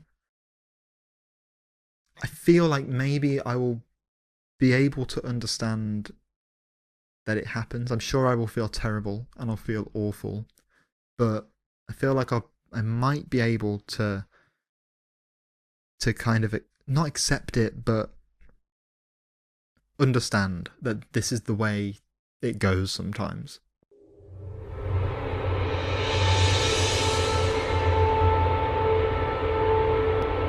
I'm not just talking about Elden Ring because it's a cool video game and that, you know, the lore is really interesting. It's genuinely had an impact on me. The entire story of the Lands Between, the entire story of the Tarnished that I'm playing as, coming across fear, coming across the undead, it all means something. You know, like even the bosses that you fight, with how difficult it is and how it gives you that fighting spirit in life. How, you know, there's that classic thing of Elden Ring saved me. My entire channel started to do well because of a video that I did about Elden Ring kind of saving me. It's impacted me in a way that no video game has ever done before. Because it's not just a game. There's the literature in it, there's the world, there's the themes, there's the ambiguity. It's the fact that I'm now sat here and I'm talking about my experience with death because of what this video game has stirred up inside of me, because of what it's made me feel. And I don't want to sit here now and give you advice on what you should do if you experience grief. I don't want to give you advice on, you know, how you should approach death, because it's unique to everyone. But it is something that happens. And I think the best thing that you could do in those situations, if you're nearing death or if you know someone that you've lost, I think the most important thing you could ever do is to be empathetic and seek warmth, offer sympathy and empathy and care. I think that's the best thing you can do. But I think that's also the best thing you can do for life, isn't it? In life, we are surrounded by apathy, especially now that we're on social media all the time, that comment sections are filled to the brim with just hatred. We've all been desocialized, partly because of a pandemic that's happened, partly because billionaires are forcing social media and technology addictions down our throats. You've still got to care about people, and you've got to be empathetic, and you've got to be warm. And in Elden Ring, when you come across fear in a world that is almost apathetic, that does seem to want to kill you, when you come across fear, it's the first time that you experience that warmth, that empathy. And I don't think that's a coincidence. I think it's trying to stir some sort of emotion in you. Even if her story is shrouded in lore and there's a bunch of stuff to it, you can still feel the heart of what fear is trying to tell you, just based on the voice acting and based on the writing. Not just the Round Table Hold, it's people in general. People fear death, and it's very understandable. I suppose I'm also fearful of death. If I knew it was coming for me, I'd be terrified. There was this cult atop a volcano, surrounded by serpents. They called themselves recusants. They said they were against the Erd Tree. And there were some solid people there, some I even knew already. They wanted me, however, to kill my own kind. Old Knight Istvan, Riley the Idol, Juno Hoslow, Knight of Blood. I obliged, but soon, very soon, I realised that it was wrong and unproductive. And then, to top it all off, they sent me to be devoured by their leader. But I don't think they realised just how strong my willpower was. I think they underestimated me. They were fucking with the wrong Tarnished.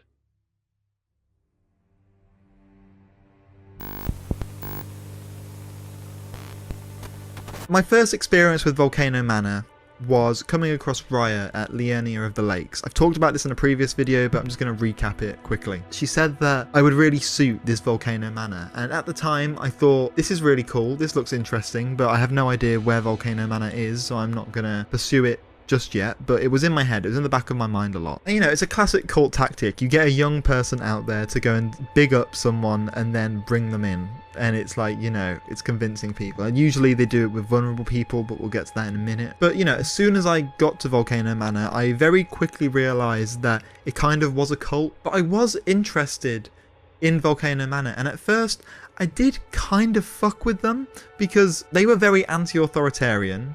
They were very much against the Erd Tree, against the Golden Order. I'm personally against the Golden Order because they think that the world should be just one way, their one vision, and they oppose anyone that goes against it. And I just think that's a completely wrong way to approach anything, not just in this fantasy abstract world, I also mean in real life. If you're against someone else's way of life and you think that your way of life is the only way to go about it, I mean, that's not okay. It's kind of fucked, and it's nearing fascism. I kind of realised quite quickly that that's kind of what Volcano Manor is. The minute they started asking me to start killing people, killing other Tarnished, I realised that maybe what we're doing is wrong. Are we the baddies? I said in a previous video that by getting the Tarnished to fight each other, pitting them against each other, it's incredibly unproductive, and in real life that's what a lot of major figures do. They pit people who are really similar against each other in order to spread hate and spread division so that the people on top will ultimately win. And in the case of Volcano Manor, you are pitting Tarnished against each other, but in the end the only people that are going to win are the massive demigods, or the god devourer serpent, which we're getting ahead of ourselves, we'll get to that in a minute. I just kind of realised this infighting that you've got going on, trying to get us all to kill each other and fight and just rename ourselves recusants, it's not beneficial, it's not going to get us anywhere. But I would say at the same time, the Golden Order, it doesn't work either. That's just another way of controlling people and putting people into a box, making sure everything fits their vision perfectly. It doesn't work. As I said at the beginning, I met quite a lot of nice people. I say nice, like Bernal. He's not nice, but he's kind of sound. You know, we're mates. He's very much anti-Golden Order, and he's very much a recusant. He believes that what he's doing is right. I can't really fault him too much because his heart's in the right place, but this whole fighting, killing Tarnished stuff, it's not the way to go. I think he thinks that it's the right way to go. I get the impression that he's convinced himself that it's the right way to go, but I don't think it is. I also saw Raya there, who I would later find out is a serpent. And whilst I was also there, I also saw Raya again. Turns out she's a serpent who disguises herself as a human. She believes that she's of royal blood. You just feel very sorry for Raya because you can tell that she's been kind of messed around, or she's been lied to her whole life. Lady Tanith, the seeming leader or the front woman for Volcano Manor, she's taken on the role of her mother. But you can tell that despite the fact that this Lady Tanith is kind of messed up and is kind of, I don't know, she's very solid-faced. I mean, literally, she wears a mask. She's very straight-laced, doesn't mess around, very cryptic in some of the things that she says. When it comes to Raya, she really cares. She really loves that girl. And then, of course, there's Dialos. He was part of the reason I started to realise that Volcano Manor isn't all that good. What an easy mark I must have been. You initially find Dialos Hoslo in the Round Table Hold. He goes there because he's looking for his servant. You can tell he's kind of heartbroken about it. You can tell he really wants to push his family name out there. He really wants to live up to it. He really seems to think that he's something. And at first, you get the impression that this guy is kind of pathetic. You get that impression for most of it. You kind of just like, okay, dude. But then, after a while, once you go to Volcano Manor, he's in Volcano Manor, and he's surprised to see you, and it turns out that he found his servant's body in Liurnia of the Lakes, and he suspected, and he kind of knew, that Volcano Manor were the people who killed her. So initially, when he said that, already red flags were going off in my brain. I mean, I kind of already knew. He then said that he realised maybe he should join Volcano Manor. After much internal debate, I've come to realise revenge is not the answer. According to Lady Tanith, I've got the stuff of champions. And champions, ironic as it is, are oft forced to walk a tainted path. It hit me like a bolt from the blue, that my former thoughts were simple naivety. Of course my heart weeps for Lanya. That unfortunate incident was a cruel twist of fate indeed. But succumbing to the pain and sadness caused won't make me a champion, will it? Lanya knows this, I'm certain. Fate has laid hard roads for us both. But such is true of any road trod by champions. And it goes back to what I said earlier, because when you find him in Volcano Manor, he just seems different than he did in Round Table Hold. He seems more solemn. He thought that he should join them, but I got the impression that they saw this vulnerable man who had just lost someone close to him. He's a bit, I don't want to use the word weak-minded. He seems to talk the talk a lot more than he walks the walk. He doesn't seem to be a man of action. He seems to be a man who says all of this stuff about his family, but in the end he doesn't do loads. And as the story progresses, he starts to get sadder and sadder, and he starts to realise that maybe what he was doing at Volcano Manor wasn't the best thing to do. In fact, he starts spiralling a bit. He starts to get really in his head about it. I'm terribly sorry, but would you mind giving me some time to myself? I haven't achieved anything at all thus far. Even though I've dirtied my hands time and time again, I'm still yet to achieve anything. Perhaps I am a fool after all. No, it's worse than that. As things stand, I've given up on the path of revenge and sullied the name of my house. What an easy mark I must have been. How did it take me so long to realize, honestly? There's just no end to my foolishness, is there? After I had done a few contracts for Volcano Manor, I really started to feel for him, and it started to remind me a bit of myself. Sometimes with me, I don't know if I've got what it takes to do the right thing. I don't know if I'm really up to the challenge of whatever it is that I've got to do. And it also kind of reminded me, and bear with me on this, have you ever taken a job and you had this gut feeling that it wasn't that great, and you could see the red flags, but you kind of wanted to ignore them because you need money and you think that this is the career that you're going to do? Well, that's kind of what I experience with things. The reason I'm not working in a super big corporate job anymore is because when I was working there, I started to realize that this wasn't for me, that I didn't enjoy it, that a lot of the stuff that I was doing was against my principles and the stuff that I believe in. Like, I don't care about maximizing shareholder value or making sure a bunch of companies get a lot of recognition for stuff that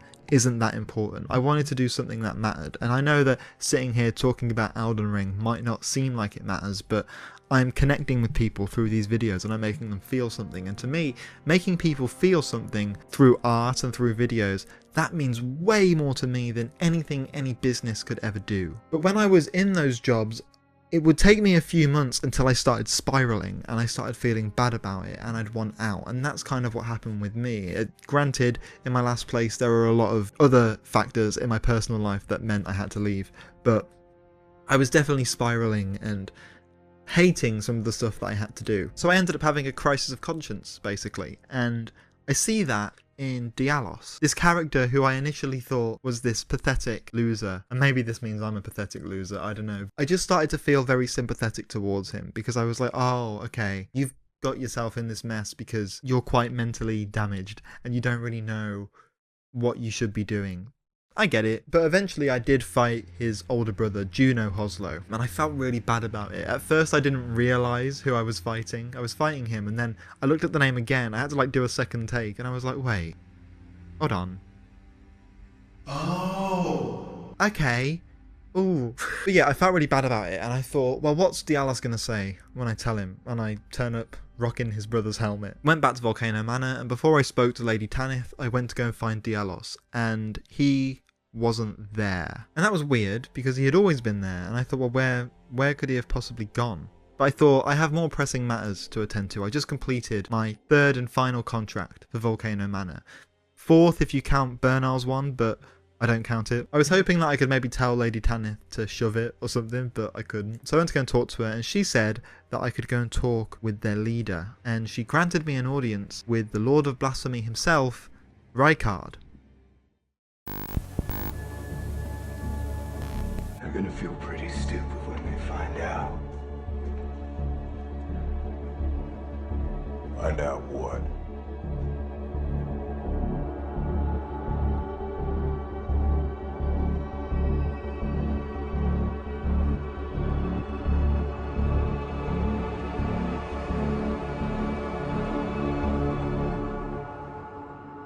They're fucking with the wrong people.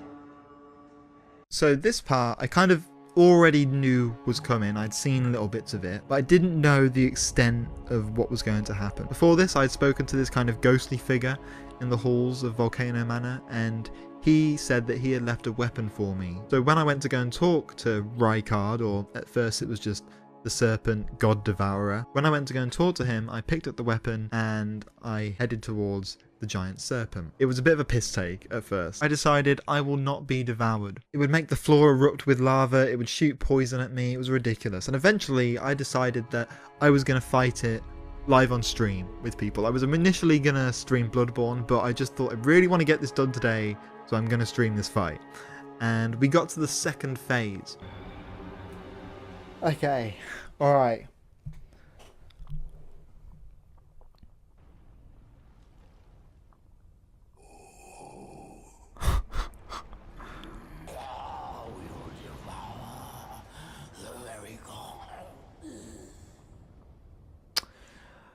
Oh, Rykard.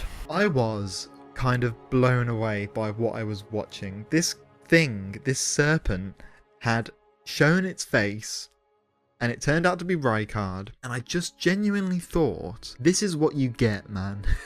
This is what happens when your extremist views, Rykard's extremist views of having to kill the Tarnished in order to get back at the gods that he didn't agree with. Well, I guess he was against the Golden Order more than he was against the gods, but he had extremist views. He thought that he had to kill the Tarnished, and he set up this giant cult. I looked at him, and I remember thinking, this is what happens when you let your extremist views go too far. When you let your views consume you. You let a literal giant serpent eat you, and now you're this fucking thing, but you're too far gone to even realise that this is where you are. And again, I hate to say it, but that's kind of what it's like in real life. I mean, look at some of the people in charge now. Also, like, you know when you know someone and they keep making terrible, terrible decisions, and you can see them just morph into this thing that isn't who you once knew? They're now this person that's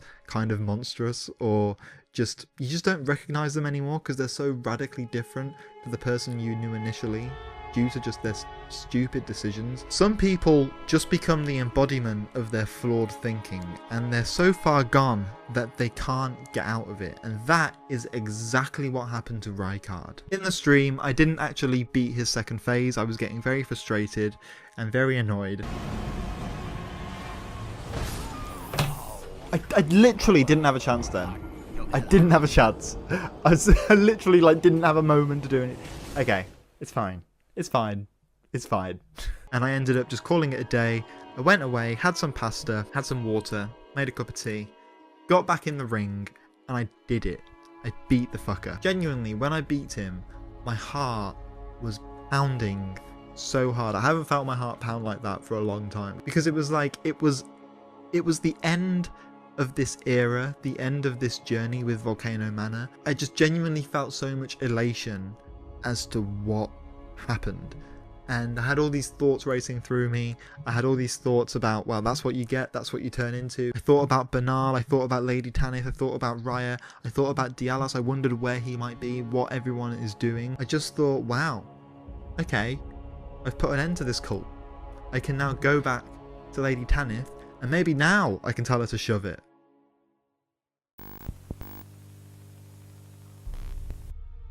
I spoke to Lady Tanith, and I could not tell her to shove it. She basically said that I did the right thing and that she was gonna go away, go somewhere else. And I just thought, what a coward. You're not even gonna live up to your own convictions. Wow, brilliant. Okay, so you're just gonna leave. Been a part of this, and now you're just gonna leave. She was just completely devoid of accountability, so, you know. What do you expect? I also wondered where Raya was, and I don't know, maybe you can tell me in the comments, because I couldn't find her. But I hope she's okay. I hope she left Volcano Manor and did something with herself. Maybe I'll find her later on down the line, but I haven't found her anywhere. Banal is still doing his thing. He's still sat there. He said that I did the right thing, that I'm strong, that we are full-on recusants. I don't know, man. We'll just let him be, I guess. But Dialos Hoslo, I was really curious where he was. I really wanted to know where he was. He wasn't the strongest character. He was just kind of spiraling. mentally he clearly wasn't doing okay. Clearly mentally he's not okay. So I did look up where he might be, because I wanted to know where he was. I wouldn't even know where to start. Turns out he's in Jarburg. I love the name Jarburg, the fact that all these jars live there. I remember coming across it for the first time ages ago when I was playing it, and I just remember thinking, this is so cute that there are all these little jars here. Oh, I love them. But turns out he's in Jarburg, and you go and talk to him. One of the jars said that apparently Dialos described himself as not a warrior, which wasn't what he was saying at first. He was really bigging himself up. But now this guy is just by himself, looking after these jars, putting them together, kind of acting as a doctor. He talks to you and he says that he feels like he's on the straight and narrow, and he feels better in himself, and that for the first time in a while, he's doing the right thing. Oh, my friend, it's been far too long. I have to say you caught me at a rather low point. But as you see, I've put all that behind me. Left the Volcano Manor, forging my own path now, making my own choices. Even a fool like me can look after some simple jars. Do you pity me? Well, don't. I feel like for the first time in my life, I'm on the straight and narrow. And isn't it interesting that this character who got swept up in this cult that saw this vulnerable person and took advantage of him, that he found this community that, one, needed help, and two, that would see him as someone valuable, that would see him as someone that would appreciate who he was. He found community, he found a place for himself, he realised that he's not meant to be a warrior like his big brother, he just needs to do the right thing. And that really warmed my heart, because it reminded me of me. I wanted to go and do the right thing for me. I wanted to create a community like I am on this YouTube channel. I realised that, maybe I'm not meant to be in the corporate world. Maybe I'm not meant to be a content producer or a copywriter or a marketer. I'm not meant to be any of those things. That's not who I am. I need to be true to myself. Okay, those experiences has helped me. It's helped me get where I am now. It's helped me understand what I need to do. But here I am now, doing what I love, trying to create art and videos and writing. So seeing Dialos find some happiness and find his, purpose, or realise what he wants to do, I felt proud of him. I felt really happy for him. I saw some comments online saying that, he's whining and whinging about Volcano Manor and stuff. And I get that, he kind of is whining and whinging, but I understand why he's doing it. And I think the most important thing that you can do in understanding someone like that is to empathize with them. Try and see where they're coming from. And if you can see where they're coming from, if you can understand them, then you have a better chance of helping them heal. And also you broaden your perspective on things. You'll be much more open to other people and other perspectives, something that Volcano Manor and the Golden Order can't do. So I'm proud of Dialos, and I'm proud of the House Hoslow, and I'm proud to wear his brother's helmet, even if I did have to kill him for it. It's much easier to fall into traps when you're in a vulnerable place, so make sure you surround yourself with good people. It's the best way forward, trust me.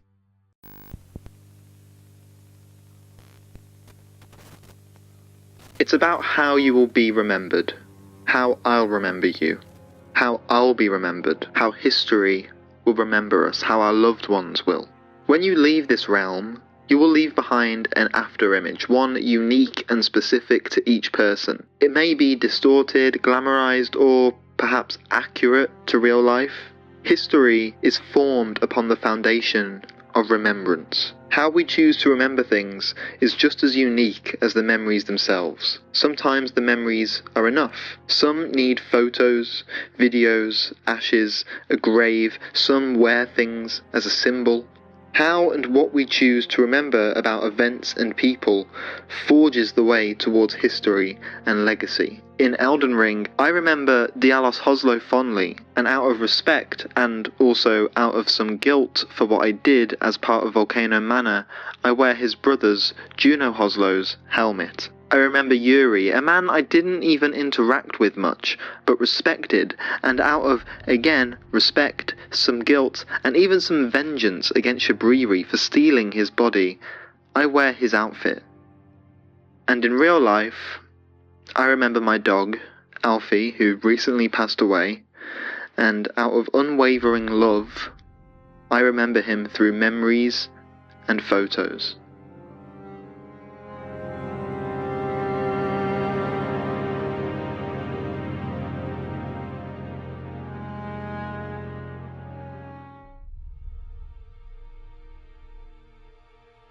After every demigod that you beat, and also the occasional great enemy, you will get a remembrance of that enemy. And with that remembrance, you can take it to a finger reader and you can trade it for either a certain item or a certain power, or in some cases, you can exchange it for like a bounty of normal runes that you can use to level up. It's really up to you. It's a great system. But either way, it also acts as a way to remember those demigods, to remember those people. But even Rykard, the weird demigod who started a cult and let himself be devoured by a serpent, even he got a remembrance, but I will always remember him as that weird cult leader who tried to eat me. Actually, my last memory of him will be of Lady Tanith trying to eat the rest of his body. Oh, you... Allow me some time. Our lord's carcass is vast, and not easily consumed.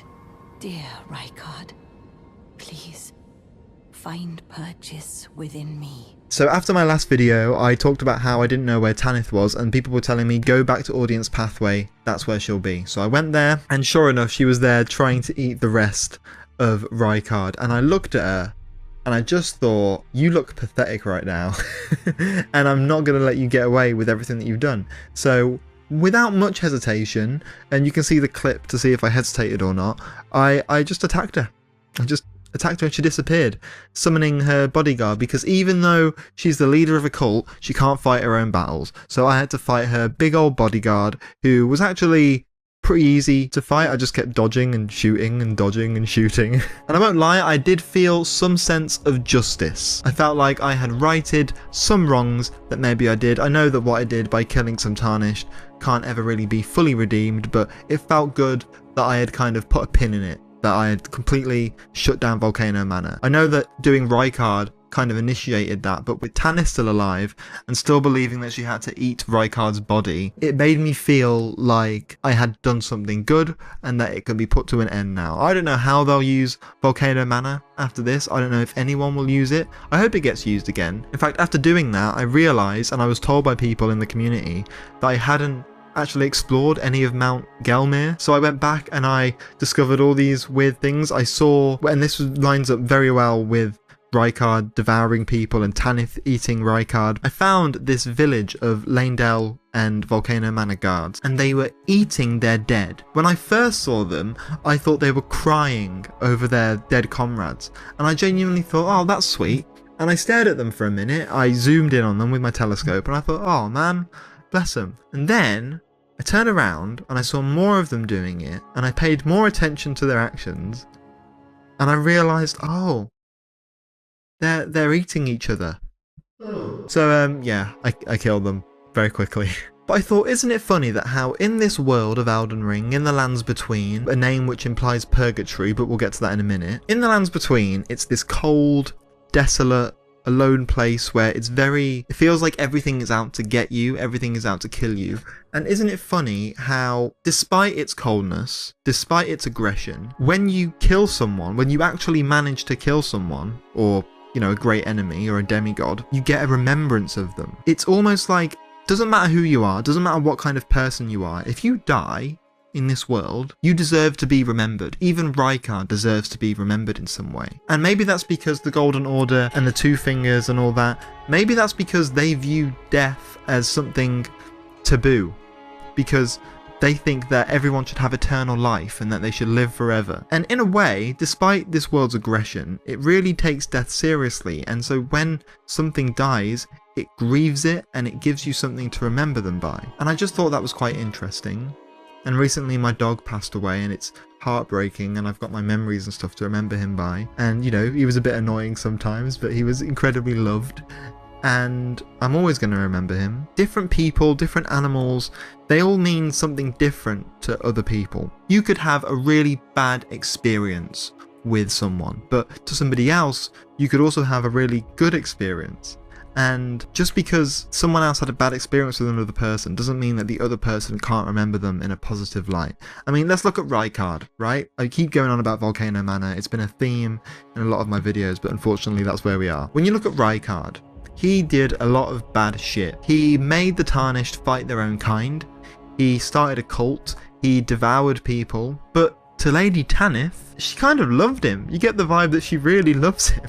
And it's weird, and yet I was the one that was given his remembrance. Not that I remember him fondly, but I just think it's very interesting that the Lands Between and the powers that be and the Golden Order, that they view death as something incredibly tragic. Doesn't matter who you are, but it wants you to remember everything, the good and the bad. And they deserve to be remembered, even in this Lands Between, this purgatory.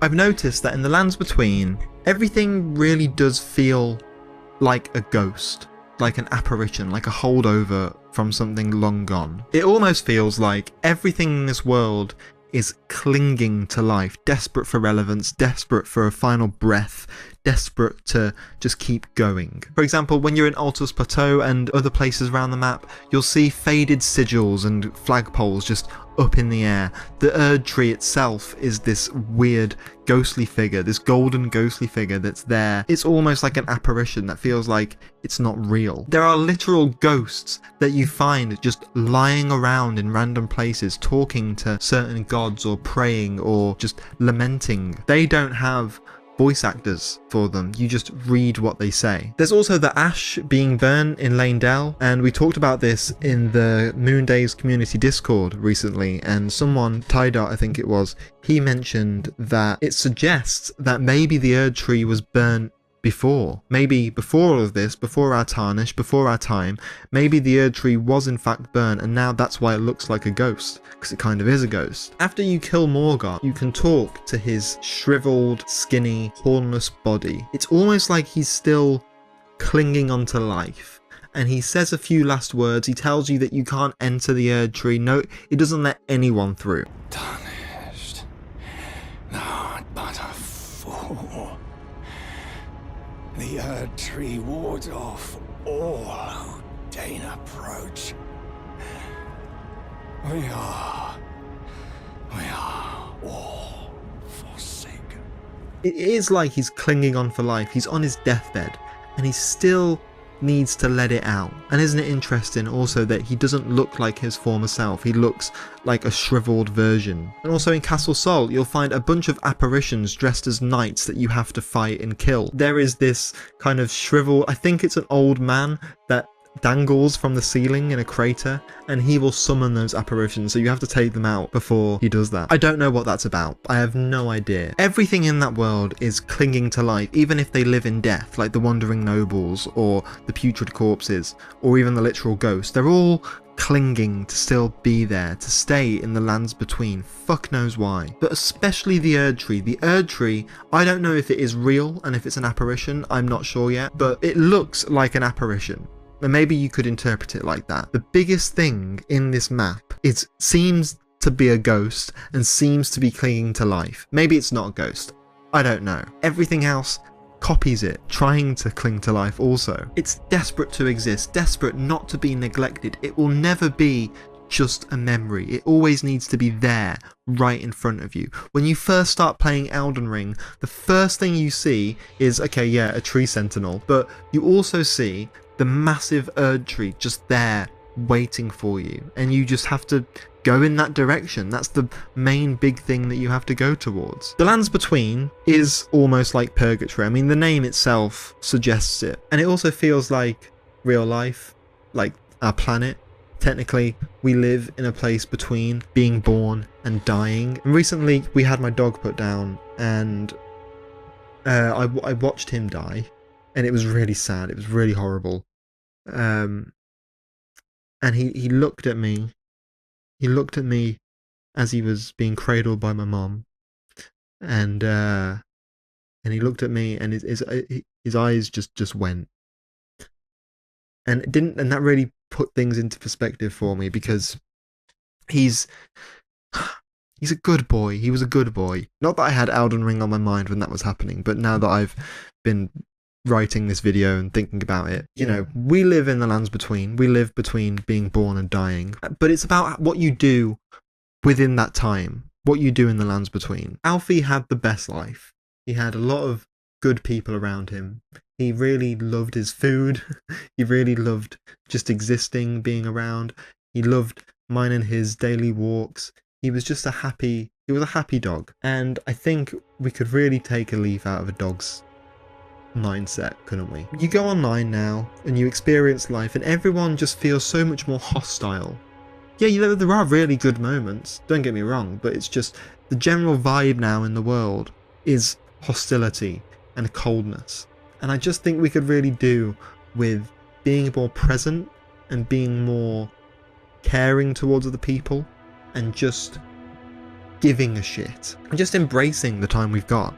You know, I've spent so much time in my life thinking about the worst things possible, overthinking everything, wondering if, you know, what's the point in me carrying on? What's the point in me doing any of this? And I still struggle with those thoughts, but I want to be able to embrace things. I want to be able to live my life as fully as possible.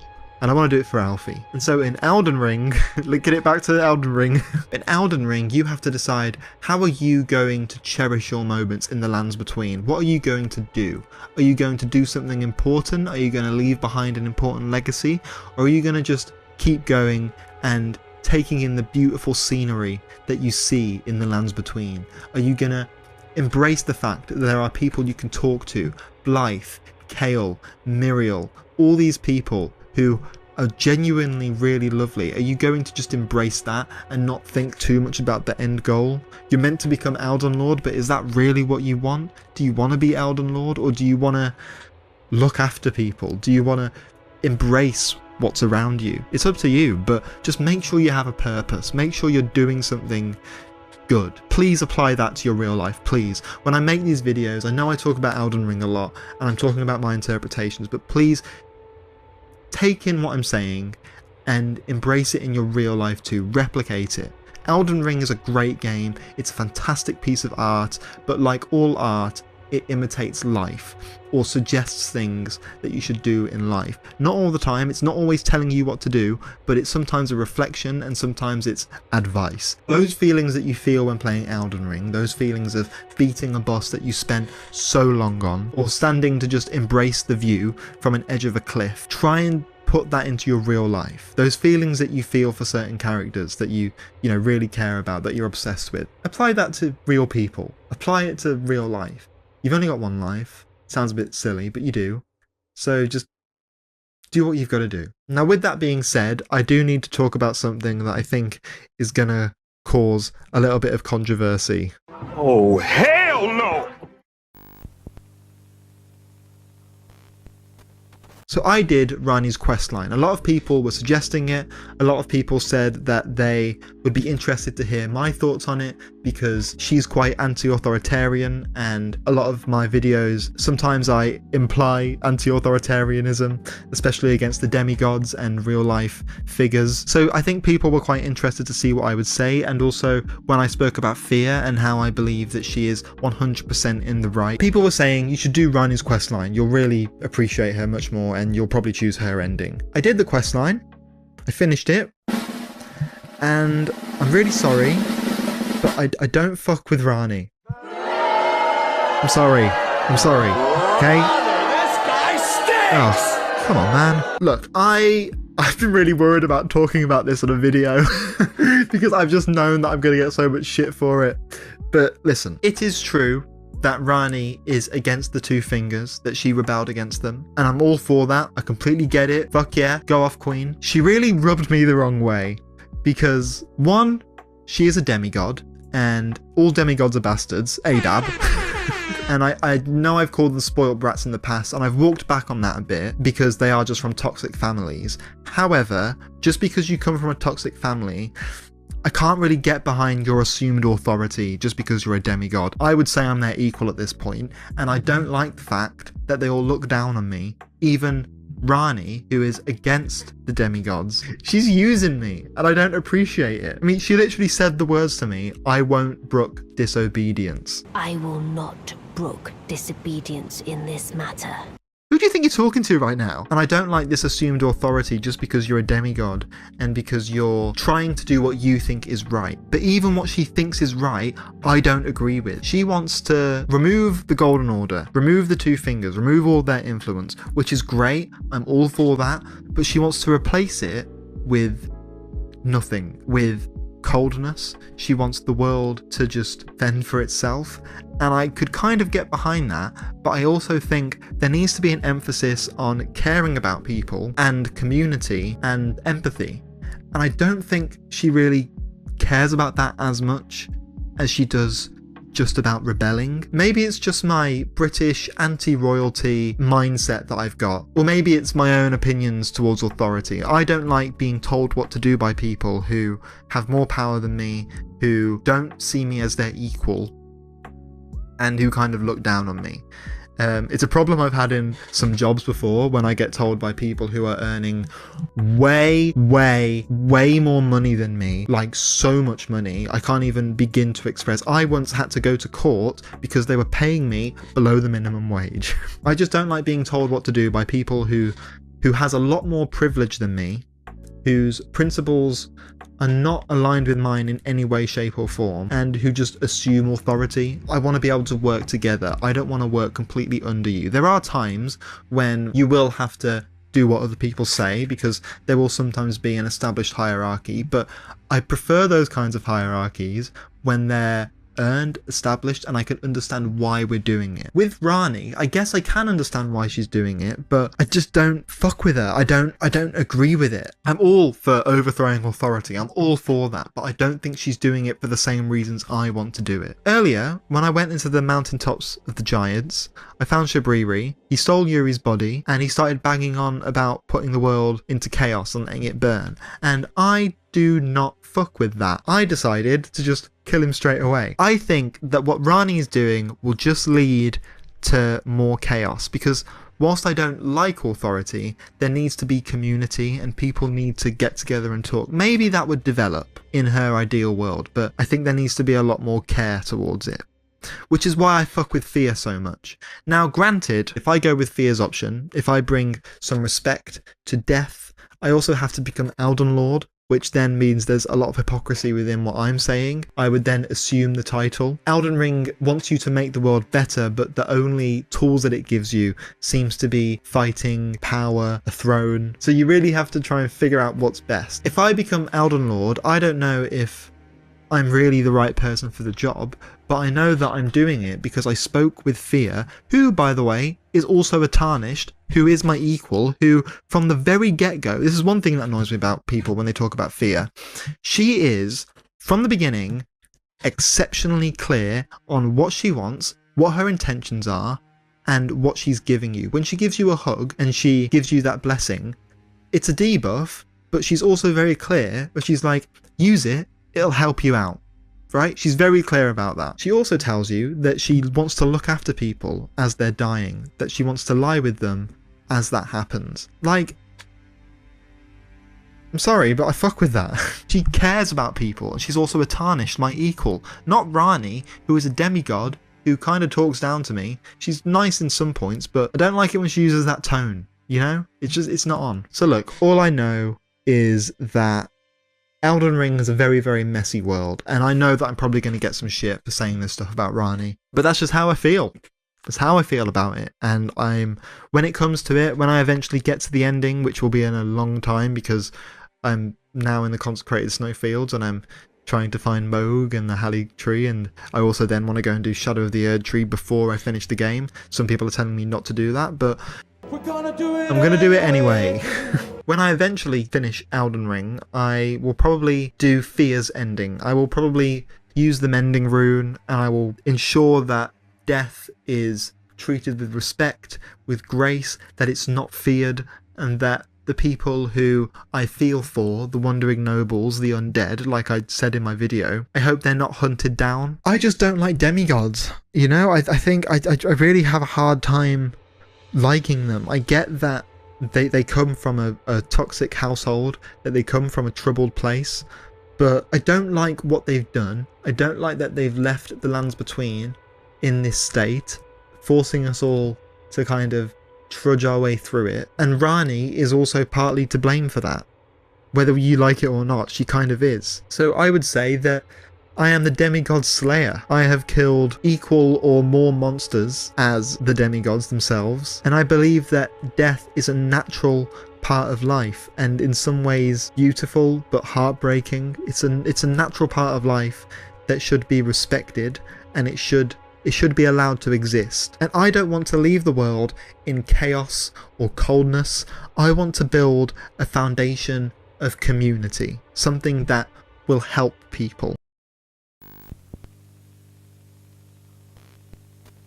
How long does it take for the flame of ambition to eventually grow and burn you to a crisp? The very same flame that Morgott the Fell Omen seemed to mock you for having. The same flame that resides within your chest, the one that you are. Ambition is good, important even. It is the fuel that keeps you going, that enables your drive. But you, yourself, must be in control of it, no one else. It must be tempered by your own rationale. Only when it is influenced by an outside source does it stop being ambition and instead becomes manipulation wearing ambition's skin. In Elden Ring, I believe Mohg and Morgott are perfect examples of an external force that can manipulate, abuse, and delude you. These twins, these omens, whilst they have travelled different paths and have different philosophies, I believe that they both fell victim to similar manipulations, which ultimately led them to their similar fates. Me, my blade, and my sorceries.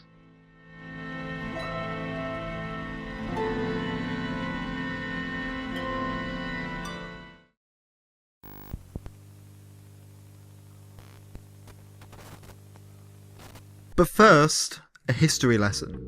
4.4 billion years ago, not long after the Earth came into existence, when it was still a lava-ridden, unlivable ball floating through our solar system, it actually gained a sibling, and its name was Theia. It was another planet which had fallen into Earth's orbit, and for a long time, Earth was no longer alone. Theia was smaller, approximately similar size to Mars, but it floated in the same gravitational orbit as Earth, and its environment was almost identical to Earth. It still had lava, lots of rock. It was just pretty much its twin, essentially. But one day, as the pair floated together side by side, a gravitational disturbance pulled them closer together, and eventually they would crash into each other.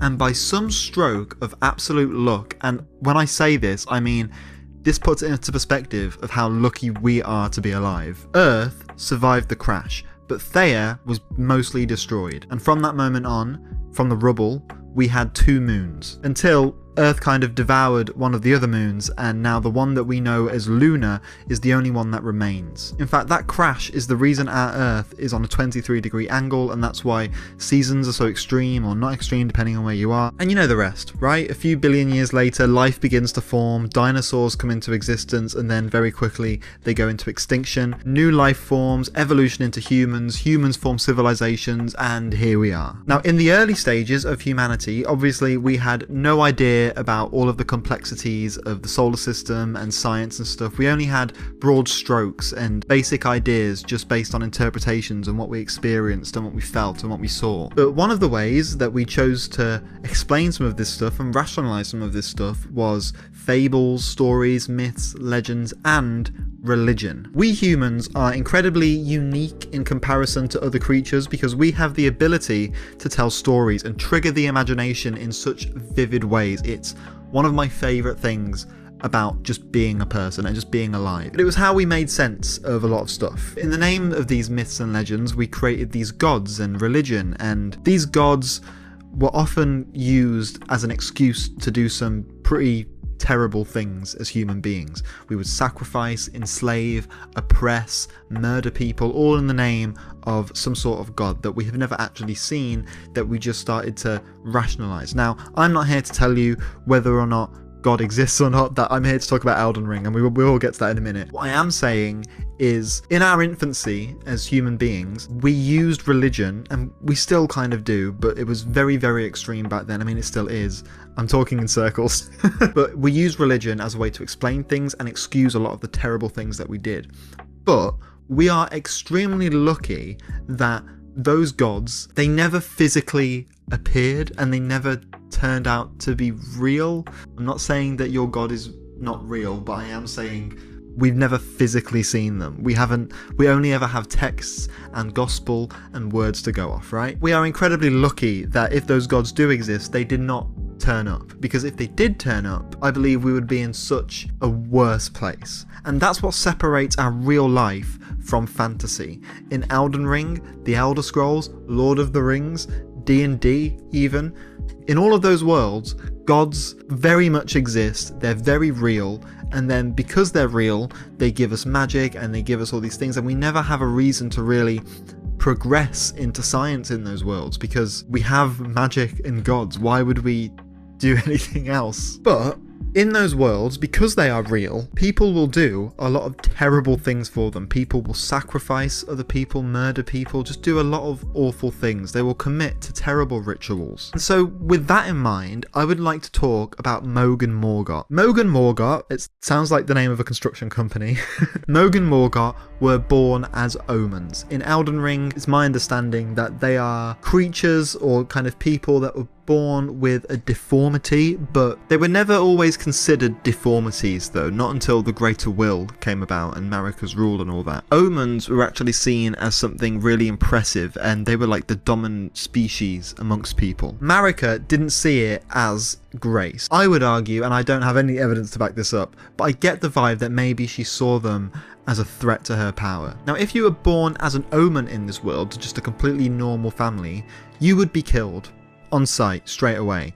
But if you were born to like a rich family or a noble family or a royal family like Marika, or maybe even the Karian family, you would be sent down into the sewers to live the rest of your life below everyone in what is essentially hell. You could maybe make the argument that they're being saved by being kept alive, but it's not really a life worth living. We don't know the specifics of Mohg and Morgott whilst they were living down there. At least I don't. If there is like a lot of detailed backstory on that, I'd love to hear it, but from what I can tell, there doesn't seem to be loads on that. It's kind of up to just like figuring stuff out. But Mohg and Morgott, they are twins of Marika and Godfrey, and they were born omens and sent down into the sewers. Both of them wound up on very different paths. Let's start off with Morgott, right? I get the feeling that Morgott was ashamed to be an omen. That's why he shaved off half of his horns. I don't know why he didn't do the rest. Maybe it was just too painful and he couldn't do it. He clearly didn't want to be an omen, and there's clearly a lot of self-hatred going on there.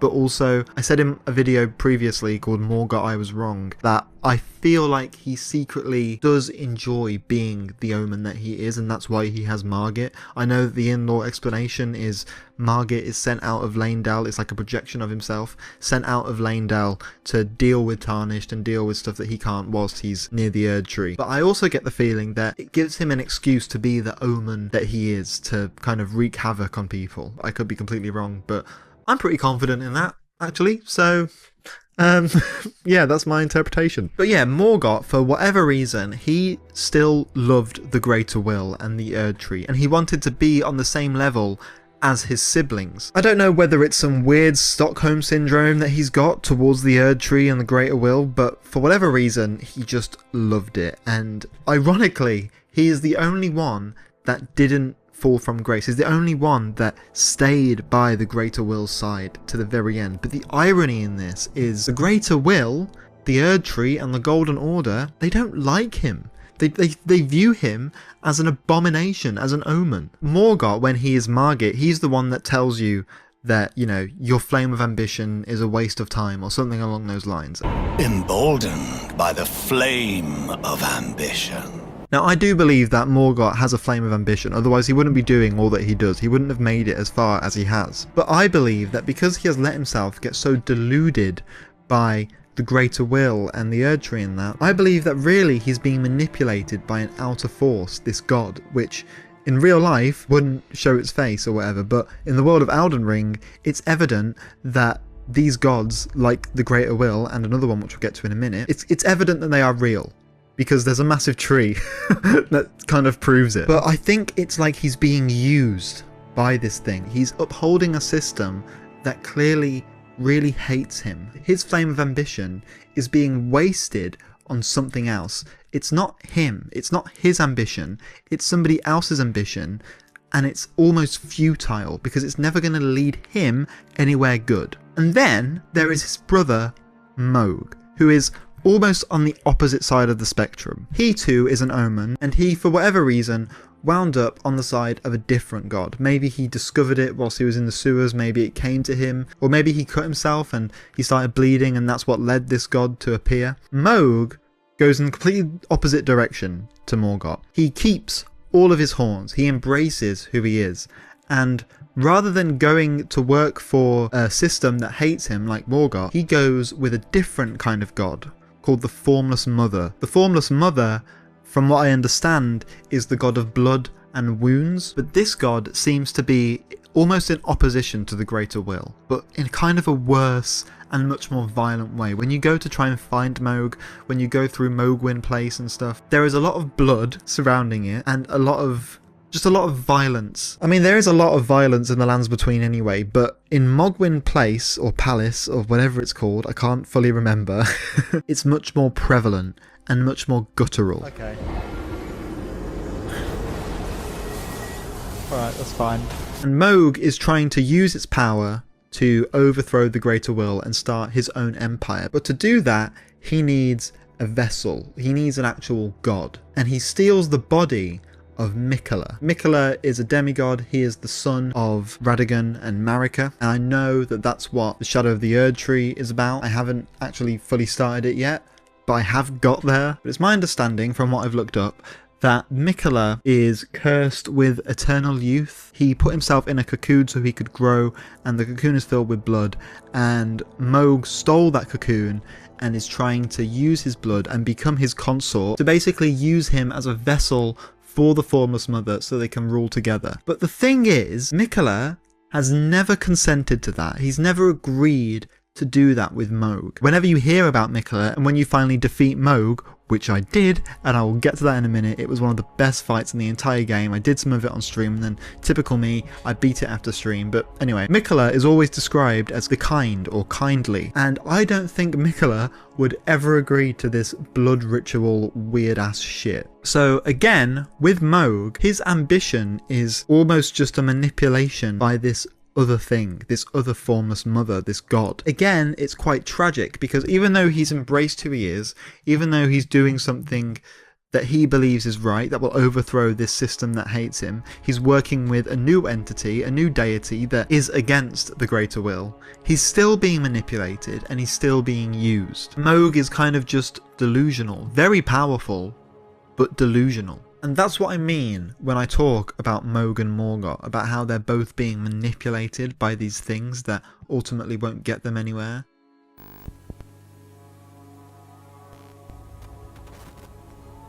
Let's talk about the gods for a minute, right? I have very limited knowledge on who they are and what they are. I just know about the Greater Will. I know kind of about the Frenzied Flame. There's the Formless Mother. I don't know of any others right now. Maybe I have heard of them. I don't know if like Fear and her whole death thing, I don't know if that counts. Again, in the comments you can let me know. But this is what I like about fantasy, because it kind of brings up the idea that, and I'm not even like a big fantasy fan, but one of the things that appeals to me about it is in fantasy, these gods are very much real. They very much exist. It's like it brings out the worst in people. Fantasy asks the question, okay, if these gods exist and they're making you do horrible stuff, or they're making you do some things that you wouldn't normally do if they didn't exist, are those the kind of gods that you really want around? You know, like in the Bible, there's Abraham who goes to sacrifice his son and never does it in the end because God tells him, oh, you don't need to do it, I was just testing you. But it kind of poses the question, okay, let's say we're in a world where all these gods continue to exist and they're very real.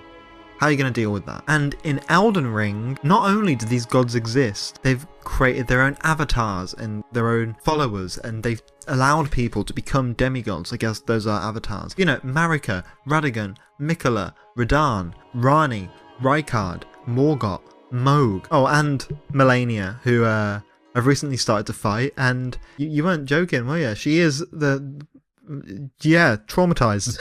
I love the concept of just figuring out how do you fit into a world where these gods and these people exist. You're kind of a normal person, right? You're in this world, you're tarnished, which means they see you as something wrong with you. You're a person and you're fighting your way through it. What do you make of all these gods? How are you going to deal with all of that? How would you live in this world? And then, you know, you get extra layers, like the fact that Mohg and Morgott are both omens. And what does that mean? How do they fit into this world? Does that mean that there's something wrong with them as well? Or are they actually a blessing, but society has deemed something wrong with them? But it also leaves way for these gods to manipulate them. It's a new way to manipulate them. As I said, I'm not here to tell you whether or not God exists. I have a very strange relationship with God. I don't know if I believe in him. I think I do in a way, but I also go through phases where I'm like, it's a load of rubbish. But I believe more in like Taoism and Buddhism. I went through a massive spiritual phase during COVID, which was years ago, and it's kind of still stuck with me a bit. I think you have to be careful about how you believe in things. If you're doing terrible things and if you're saying horrible things to people because of your God, or if you're being bigoted because you believe that some sort of text told you to be that way,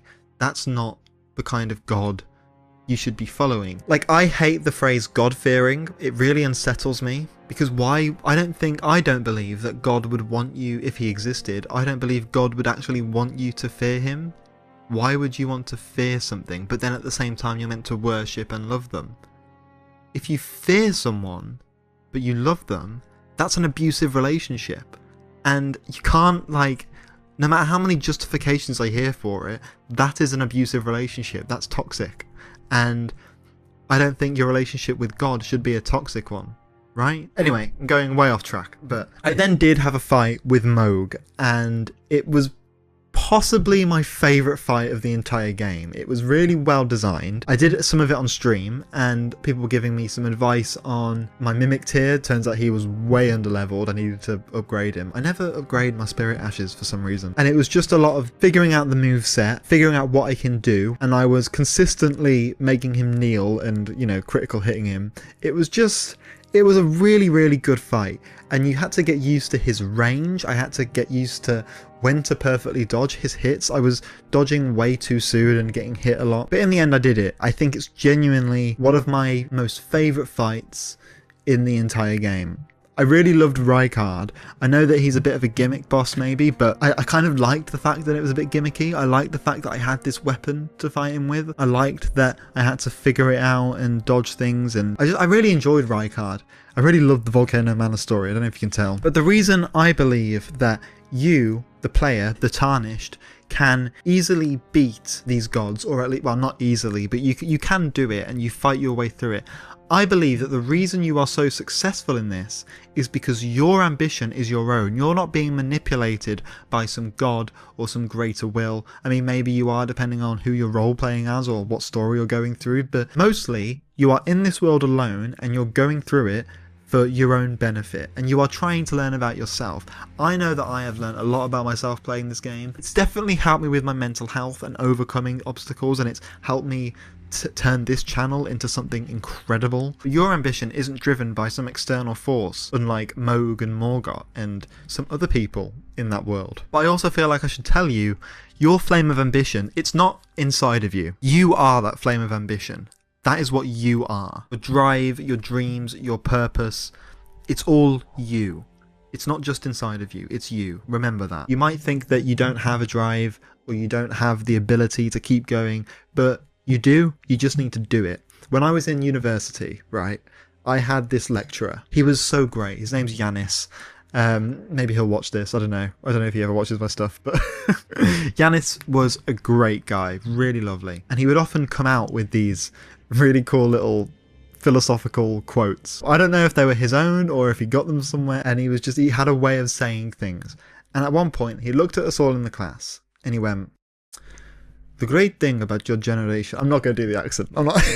He said, "The great thing about your generation is when you start something, you are incredible at it, you exceed at it, you speed through it, and you can do something incredible. But the problem is actually getting you to start." And you could kind of look around the room and everyone was like, "Oh yeah, that is true. I do struggle to start. And it is true, like there have been so many projects and so many things that I've done that I've not been able to start properly, or maybe I would do some of it but not have the heart to keep restarting every day or carrying on with it every day. It takes a lot of effort and a lot of drive, and you just have to tap into it. You have to realise that you just have to do it. At one point I was struggling to get out of bed in the morning, even though I knew I wanted to get up early and do more work. And at one point someone said to me, you've just got to do it. You just have to really figure out what your motivation is for doing it and how you're going to do it. But I think one example of when your ambition can take you too far and can burn you is Sorcerer Sellen.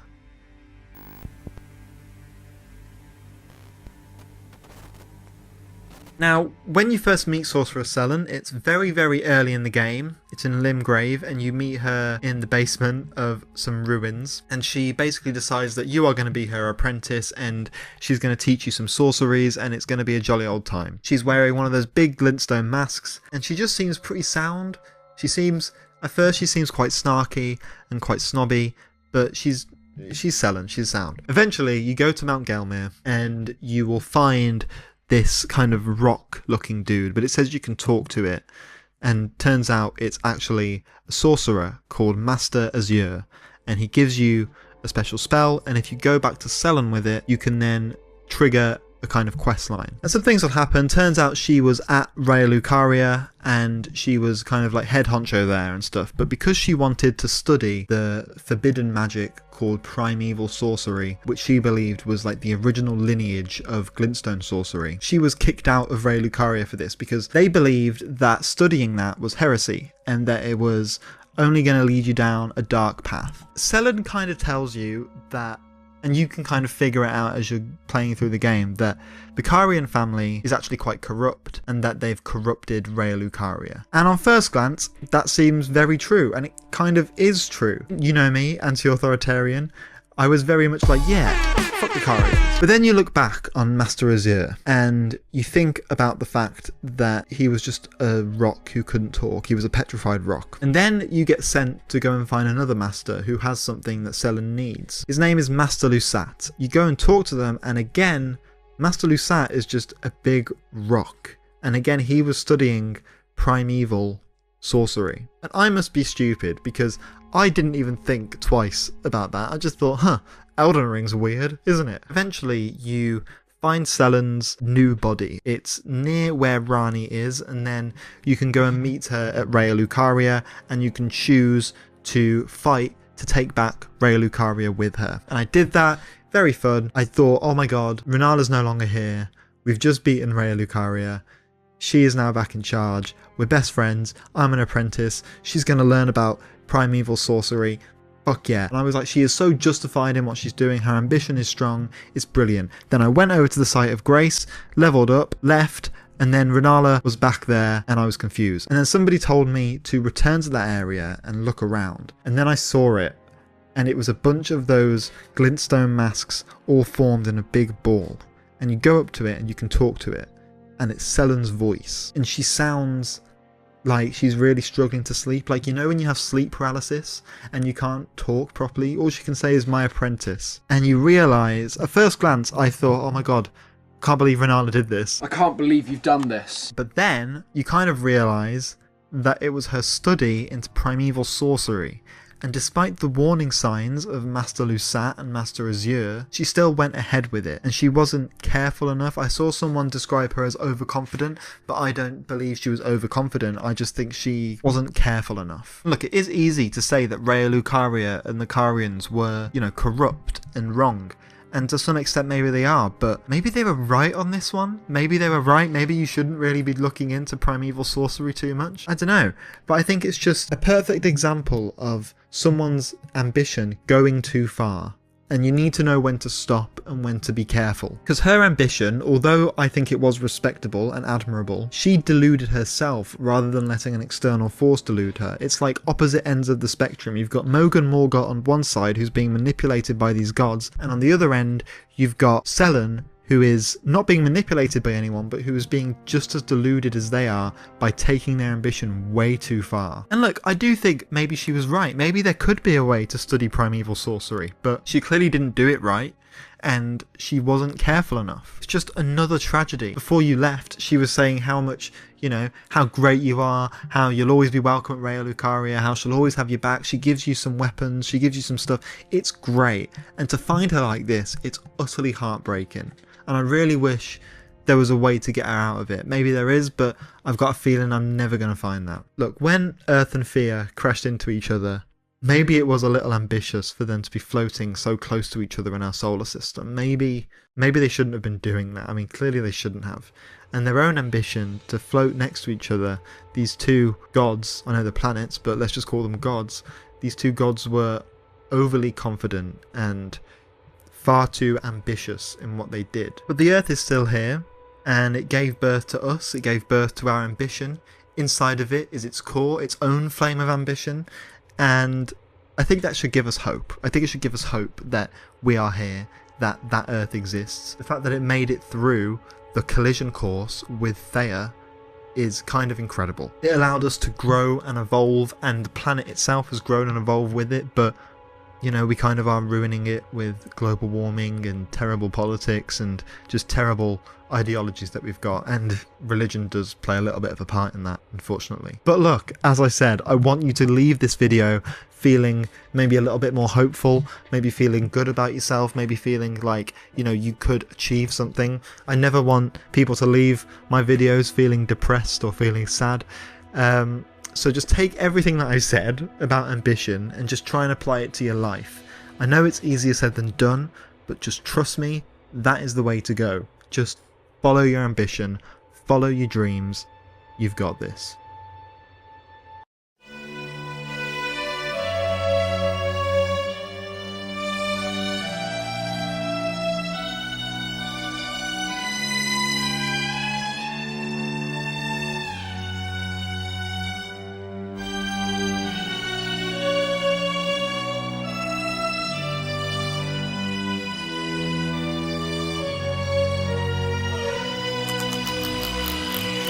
Wait.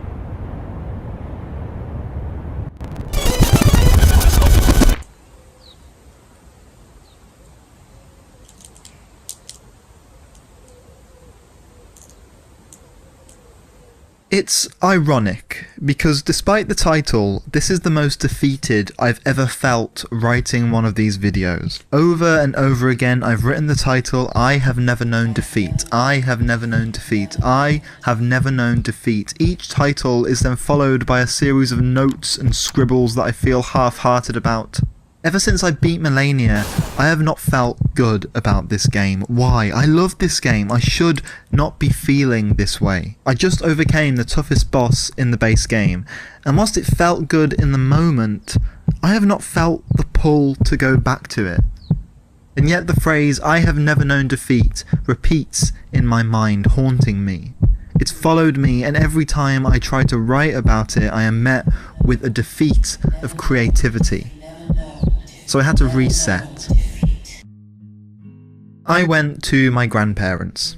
In fact, you've seen them before if you've watched this series. They're in the back of every video as a faint image. They live in a small village near Malvern. It's quiet. My granddad used to be a builder. Now, in his retirement, he paints and makes incredible art pieces. In fact, he's the reason I love space and the speed of light so much. He's always been into that, and when I was younger and when he'd talk about that stuff, he spoke about it with real fascination, and it just transfixed me. My nana is a gentle soul. She stresses herself out too much, but she's a lovely person. She's probably one of the nicest people you could ever meet. I love them to bits. Recently, however, they have known defeat. This field is right at the back of their garden, and the sheep from the farm in the village come to the back sometimes and they'll eat the apples that fall from the tree. But soon they won't be here, because despite the villagers' pleas and petitioning, they are going to build lots of houses right at the back. For ages, the entire village have kind of been against this. I think it's because the view is so beautiful and it offers a sense of peace and quiet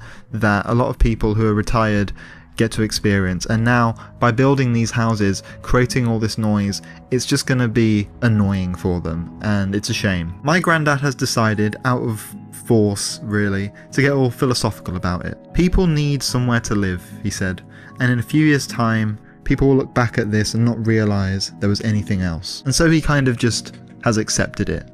I don't know whether they're going to move again, but I'm glad they seem to have come to terms with it. But they didn't give up. The defeat did not come easily, and I respect it.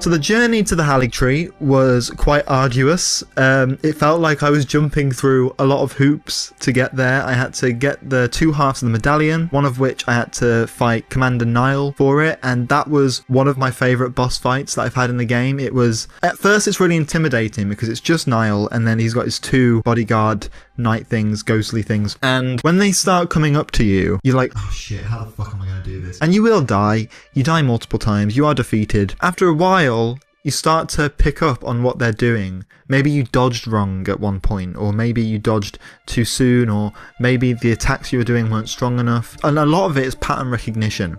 And what I loved about the fight with Commander Nile was the fact that I could train myself on his moveset, and I got it right, and I did it. And it was one of the most fun I've had with a boss fight. But eventually when you beat him, you get half of the Haligtree medallion, and I didn't have the other one and I was confused at where it could be, so I did look it up. Turns out it's with that Albus fellow. So then I got the medallion, went to the Grand Lift of Roll and went up, and there I am in the consecrated snowfields. And then this was more hoop jumping because I had to go through the mist and the fog. I had to fight a couple of bosses, I had to fight a few people, and then eventually you get to this abandoned town. It's very ghost-like. Then you go into this kind of portal thing and it takes you to like a new version of the town called the Evergaol? You can correct me in the comments. I don't know the fucking name. Whilst you're there, you had to dodge some invisible assassins and sorcerers, and you have to light these candles in order to make the portal to the Haligtree. I'll be honest, I didn't even know this was the way to the Haligtree. I just thought, this seems like something I should probably do. So I did it. I have no idea what the deal with that town is. The whole consecrated snowfield section does feel like a ghost. Everything in Elden Ring feels like a ghost, and I feel like I'm a broken record at this point just saying that over and over again. The consecrated snowfields, it's intimidating in a way that not everywhere in Elden Ring is. It's the first place that you enter, and for me personally, that I entered and I felt very intimidated by the whole thing. It's all like covered in mist, I guess, and it's all white. You can't really see where you're going. It feels like you're plunging into the unknown and you don't know what you're doing. The Evergaol was very interesting. It did feel like an old abandoned western town that you had to kind of figure out what was going on, especially with the ghosts and stuff. It was all really interesting. I have no idea what the story is behind that place. I'm sure there is one, and I don't have any interpretations of it. At this point in the game, if I'm going to be honest with you, my interpretations were starting to wane a bit. I was just focused on getting from one end to the other and focusing on my goal of becoming Elden Lord, but I also knew that before I went to burn the Erd Tree, I wanted to find Melania and find Mohg. Did Mohg, and then I had to do Melania. I could sit here and tell you all of these, interpretations that I had, but the feeling that I had was just pure determination at this point. And I think that was the first sign of burnout. The fact that I wasn't engaging with it emotionally as I was before. Maybe I was. Maybe it's more of a sign of who I am as a person. Maybe it's more of a sign of the fact that I was so determined to get through it, and determined to do it. Because when I'm doing it now, part of me is thinking about these videos. Part of me is thinking, okay, I need to also think about what I'm going to say. But I think it's kind of, in a way, even though I was burning out through the determination, I think maybe part of it was good because it said a lot about the place that I was in. I'm very stressed with life, as a lot of people are. I'm very stressed with trying to figure out what I'm going to do. I'm trying to get somewhere, and playing Elden Ring, just determined to get from one end to the other, it was like I was in overdrive. It was like I was trying to just get through it, get to the other end, ignore all the other shit, just do it. And I think that's part of the reason for the burnout. I've been able to come to terms with that, and you know, I kind of am excited to get back into it. Just talking about it now, I'm kind of like, oh, okay, I feel a bit of a weight coming off my chest. I haven't actually spoken about this game out loud since the last time I recorded a video. I haven't spoken about it with anyone, not with my mouth. I'm actually quite excited to play it again now. But anyway, the Haligtree. When I entered the Haligtree for the first time, my first thought was, this is stunning. It was the most beautiful thing I had seen in the game. I mean, you know, there's a lot of beauty in this game, but there was something about going to the Haligtree, just standing there at the first branch, looking at it and thinking, wow, this is stunning. You know, the colour palettes were all very like natural, but also had a very fantastical element to them. The lighting was perfectly placed. You could feel the height of which you were standing. Even the air, even though you can't actually feel the air, you could feel the air because it just felt so lovely. And then you take a step forward and all of a sudden you're fighting some mushroom people. Now, what I noticed as well as I was making my way through the Haligtree is there is such a diverse range of people here. And what I understand about the Haligtree from some people in the Discord, link in the description, really lovely place to be. People in the Discord talking about the Haligtree, and Mikola and Moog, I think it was Tied Up, brought up that the Haligtree is essentially like a commune for a bunch of people who were rejected by the Erdtree, or who aren't seen as people who fit into their very idealistic way of life. I say idealistic, it's pretty... I don't think it's very idealistic. It's their version of idealism. But the Haligtree is a place for these people to feel safe, and I really wish that Elden Ring didn't force me to fight these people. I wish I could have gone in as an ally, but unfortunately that's just the way it is. And I get it, you see a stranger carrying a staff and some sword who's, you know, like me, just has so much aura. You're probably going to attack them. So, you know, first I had those mushroom people who were in Lane-Dell, which I can't quite understand why they were rejects if they're also in Lane-Dell. Maybe someone can tell me about that. The mushroom people, I'll put a clip here so you can see what I'm talking about. There were a bunch of ants. There were these, like, I don't know what they're called. They're like trolls kind of, but they've got like kind of griffin-like features and they're very lanky and they attack you. There were some undead people and then eventually some like sorcerers. So diverse and well done. But what really got me wasn't just the diversity of the people, it was also the diversity of the entire area. It really felt like a dungeon. I loved how each part felt unique and different to each other. Someone in the Discord mentioned that the Haligtree feels the most like Dark Souls in Elden Ring, and I can't wait to play Dark Souls now. I kind of really want to play it if this is what it's like. I mean, you know, you start off with the branches and then you go down and there's like these garden shed or greenhouse areas that you have to fight through, and then there's kind of more garden stuff, and then eventually you get to Loretta, which I'll talk about in a minute. You then go inside the tree where it kind of feels more like a castle and a palace, and then you go further into the tree. It's revealed that it's kind of rotting inside and there's a lot of scarlet rot and a lot of enemies there. Again, more diverse enemies, until eventually you get to the bottom and you get to the roots where Melania is. But we're getting very, very ahead of ourselves here. I really love the Haligtree and I really fuck with what it represents. I'm all for, you know, propping up people and providing a safe space for people who need it. I like that the Haligtree seems to be in opposition to the Erdtree. Even if it is rotting and it's kind of failed, I really like that it just existed in the first place. But I've just started Shadow of the Erdtree and I'm yet to find out more about Mikola. I'm told that not everything that I think about him is proven right. With that out of the way, with the Haligtree, let's get into Loretta.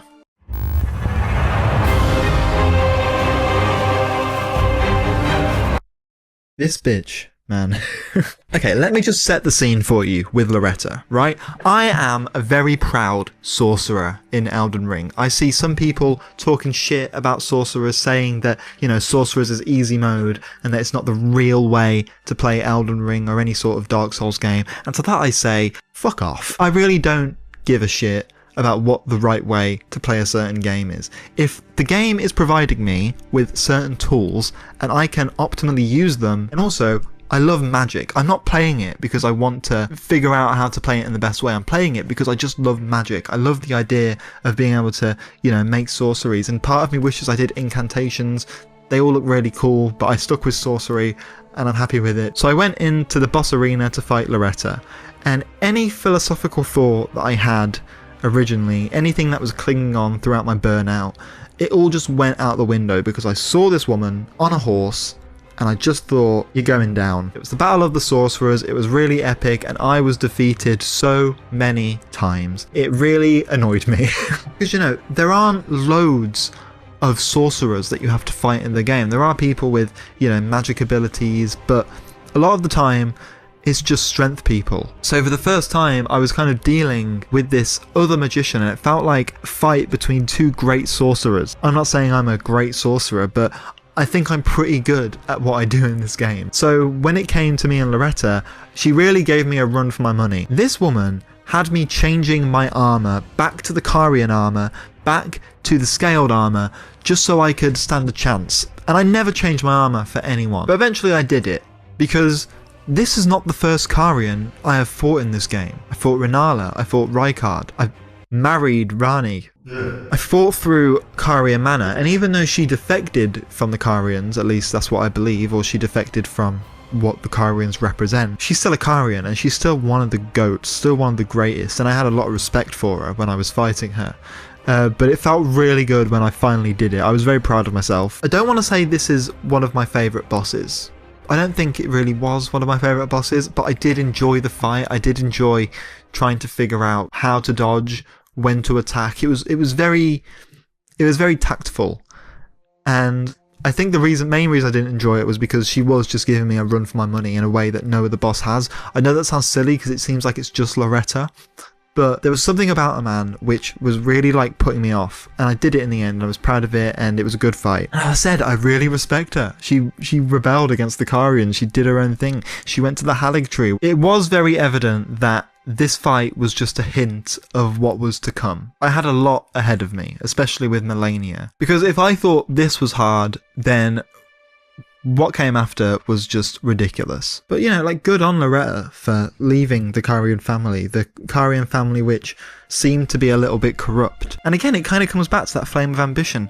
Loretta's flame of ambition kind of drove her away from the Carians. I really respect it, especially in the world of Elden Ring, that she rebelled, because, you know, I'm very anti-authoritarian, especially in the Lands Between, because it does feel like everything in this world is forced into submission, and they're forced to do everything that the Greater Will says, or if not the Greater Will, then some other sort of god, like the Formless Mother or the Frenzied Flame. They seem to be slaves to whoever this is, and so when I see someone like Loretta go against them, I really fucking respect it. But eventually, that fight did have to come to an end, and I had to move on through the Halig Tree towards the roots. There was like a waterfall of scarlet rot that I rolled through loads and had to avoid a bunch. At first I thought it was going to be really difficult, but then I realised if I just charged through it, then I can just do it. And eventually I got to the roots, and there it was, the big boss fog that separated me from my toughest challenge yet, a challenge that I didn't know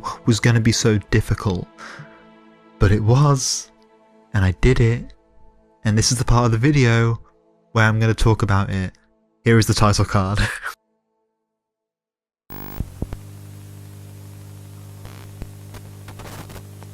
I enter into the Halig Tree roots, ominous, overgrown, with an eerie tinge. Leaves fall, seesawing about the open space as the camera pans down to reveal a red-haired, pale woman seemingly asleep. She's missing an arm, and what seems to be a metal, attachable or detachable arm, laying on the floor in front of her. The wind picks up when one of the woman's feet move. I dreamt for so long.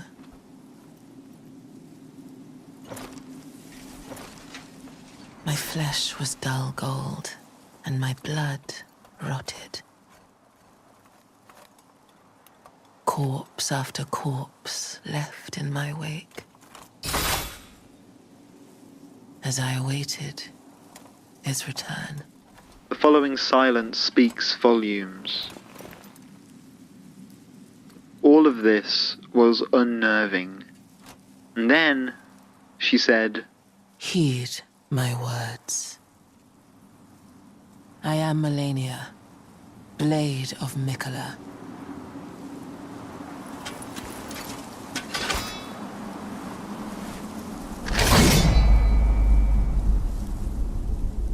And I have never known defeat. Bullshit.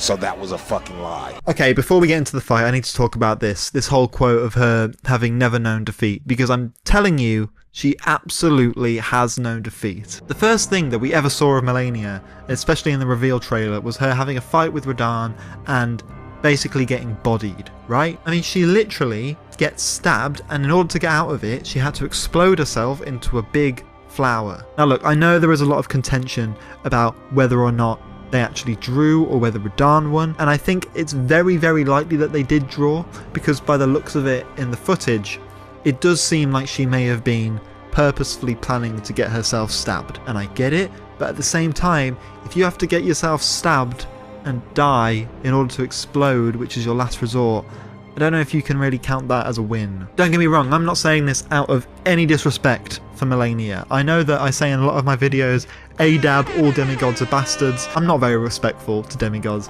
but with Melania, I respect the fuck out of her. She is the one demigod which I really respect, because she was genuinely difficult. She seems to love her twin brother Mikola, who seems kind.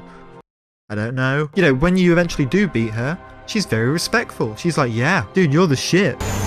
Strength. Extraordinary.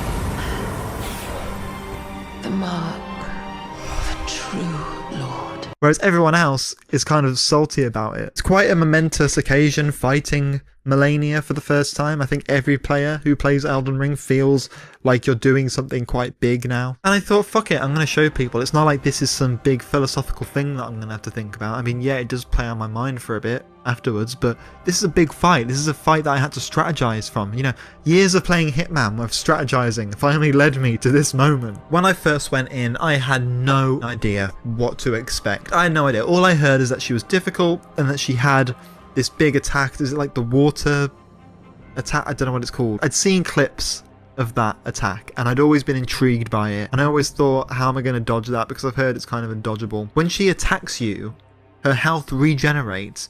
When I realised that, I just didn't know how I was going to do this. I had no idea what I was going to do. But this fight was the pinnacle of everything that I've talked about in Elden Ring, especially regarding, you know, the boss fights and how it encourages your fighting spirit and how it teaches you to, you know, learn to lose and then fight again and keep going through it. Learn the fights, learn from your mistakes, and eventually you will do it, because everything that you do serves as a lesson. But when you're in that moment, when you're actually trying to do it, your anger can really manifest inside of you and really piss you off. I'm not one for the whole rage quitting thing in video games. Yeah, I get angry, yeah, things annoy me, but, you know, rage quitting, I just find it, why would I want to get angry over a video game? At the end of the day, it's just a video game. You know, at this point, the lore was completely irrelevant. I just wanted to fight her, and you could see me in the live stream. I started off really happy and hopeful, and you could see my mood just start to drain because it was exhausting. I was doing the same thing over and over again and trying to figure it out. If you can't attack her after you do the critical hit thing, but you can with all the other enemies, why is it any different with her? I don't get that. That doesn't make any sense. Me and the chat kind of came to the realization that my mimic tier, legend by the way, we'll get into him in a minute, that my mimic tier was leveled far too low for the situation I was in. So we took a quick detour, went back to go and get some stuff to level up my mimic tier, went back, leveled it up to the fullest potential that it could be, and then we went back. and we got to the second phase. But just quick talk about a Mimic Tear for a second. The real MVP, I don't know if my Mimic Tear has feelings or thoughts, but people in the chat were saying that he was like my anger, like personified. It was like doing all the anger for me. It was pissed off. It was going for Melania. And, you know, together in the end, eventually, I just went up with Moonveil, and me and him were just clobbering it, just going mad at her.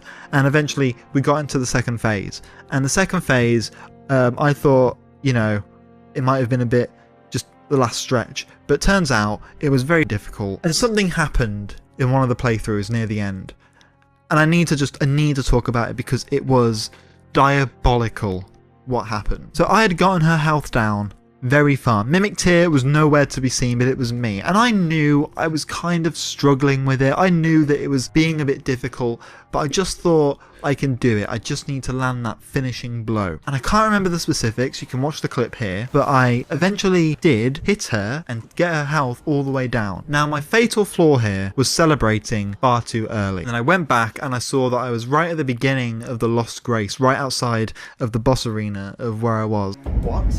I was very confused. I had no idea what was going on. I thought, oh, maybe this happens when you fight her. Maybe you just wind up back here. But no, she had killed me.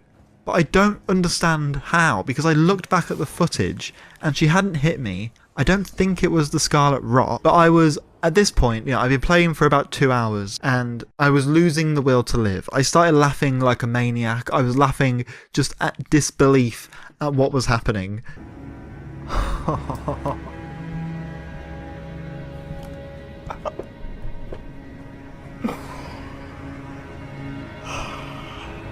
Oh my god. Oh my god. This is the laugh of madness. Oh my god.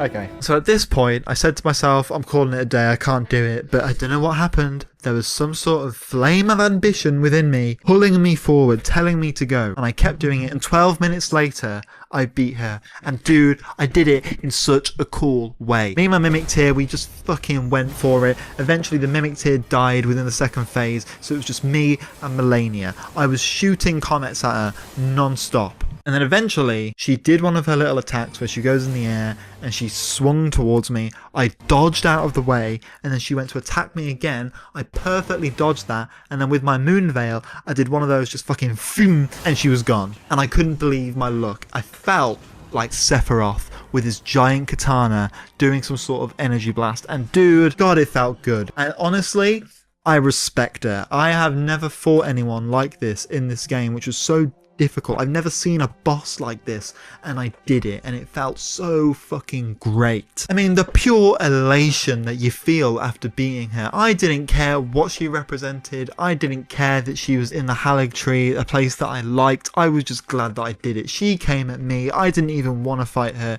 She just threatened me, but she threatened me with a bloody good time. Even though I kept getting beaten over and over again, even though I kept being defeated, it felt good to actually do it and figure it out. All of those losses that I had, it did feel like it was defeating me, like personally, like it was defeating my will. But for some reason, for whatever reason, I just kept at it. I had to do it. I was determined to do it, and I did do it. It's the losing that's meant to motivate you. It wants you to give up. It mocks you, it teases you, it makes fun of you over and over again. It's really easy to let all of those losses and that defeat to consume you and to give up, because why should you bother? Because it's so difficult.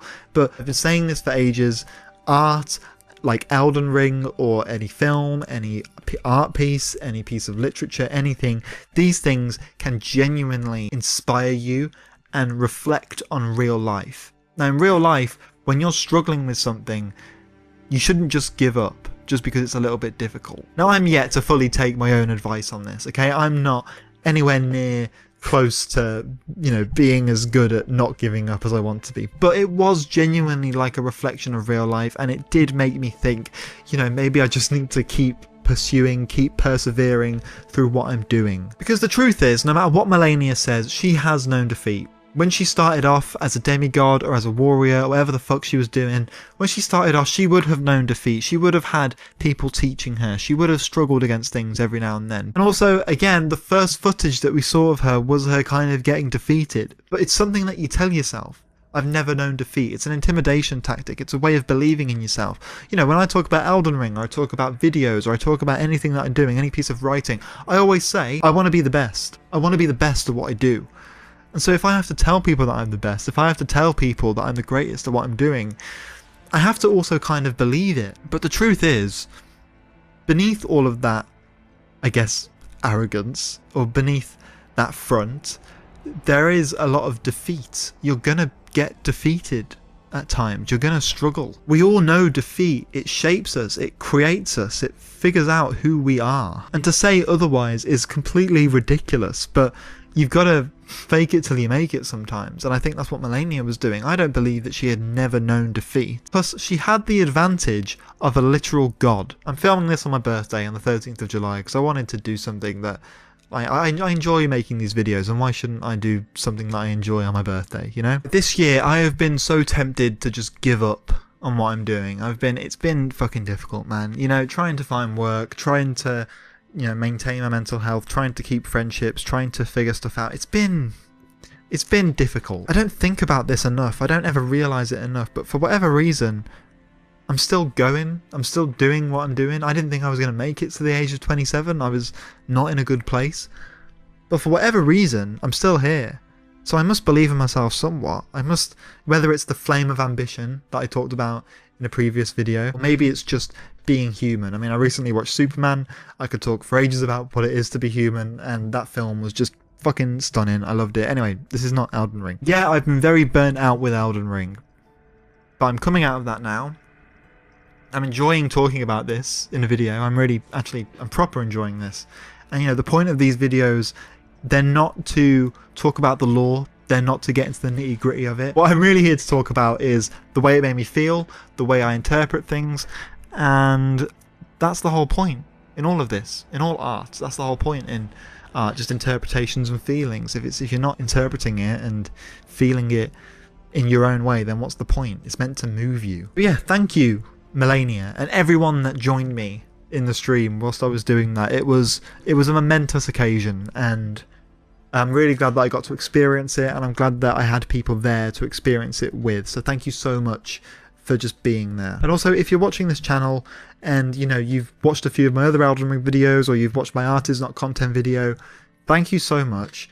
I can't tell you how much it means to me that I've got people who are willing to listen to me and willing to watch me do these videos. When I see the final product of what I've edited together, I'm so proud of what I've done. It all makes it worth it in the end. All art is worth it, especially when you see the final product. So I'm really happy with that. Now, after I defeated Malenia, I went to go and burn the Erd Tree and fight Malekith in the Farum Azula. Is that how you say it? And I defeated Malekith in 2 minutes. I will prove it in the next video with a clip. Now, I'm the GOAT. What can I say? I'm good.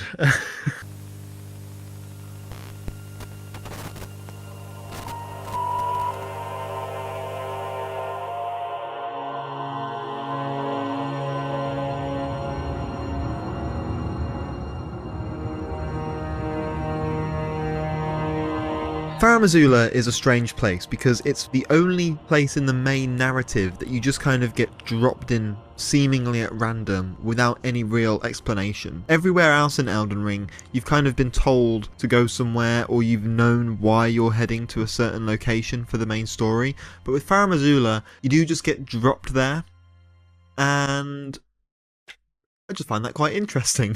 Farum Azula is just an interesting place because of how isolated and how random it is, and also I was experiencing a lot of burnout with the game, a lot of boredom with it, not because it's a boring game by any means, just because I was playing too much of it and I was just overdosing on Elden Ring, I think. But first, let's just touch on how we got there and what all the events leading up to it, because there's a lot of stuff in this Elden Ring series that I'm doing that I haven't touched on yet.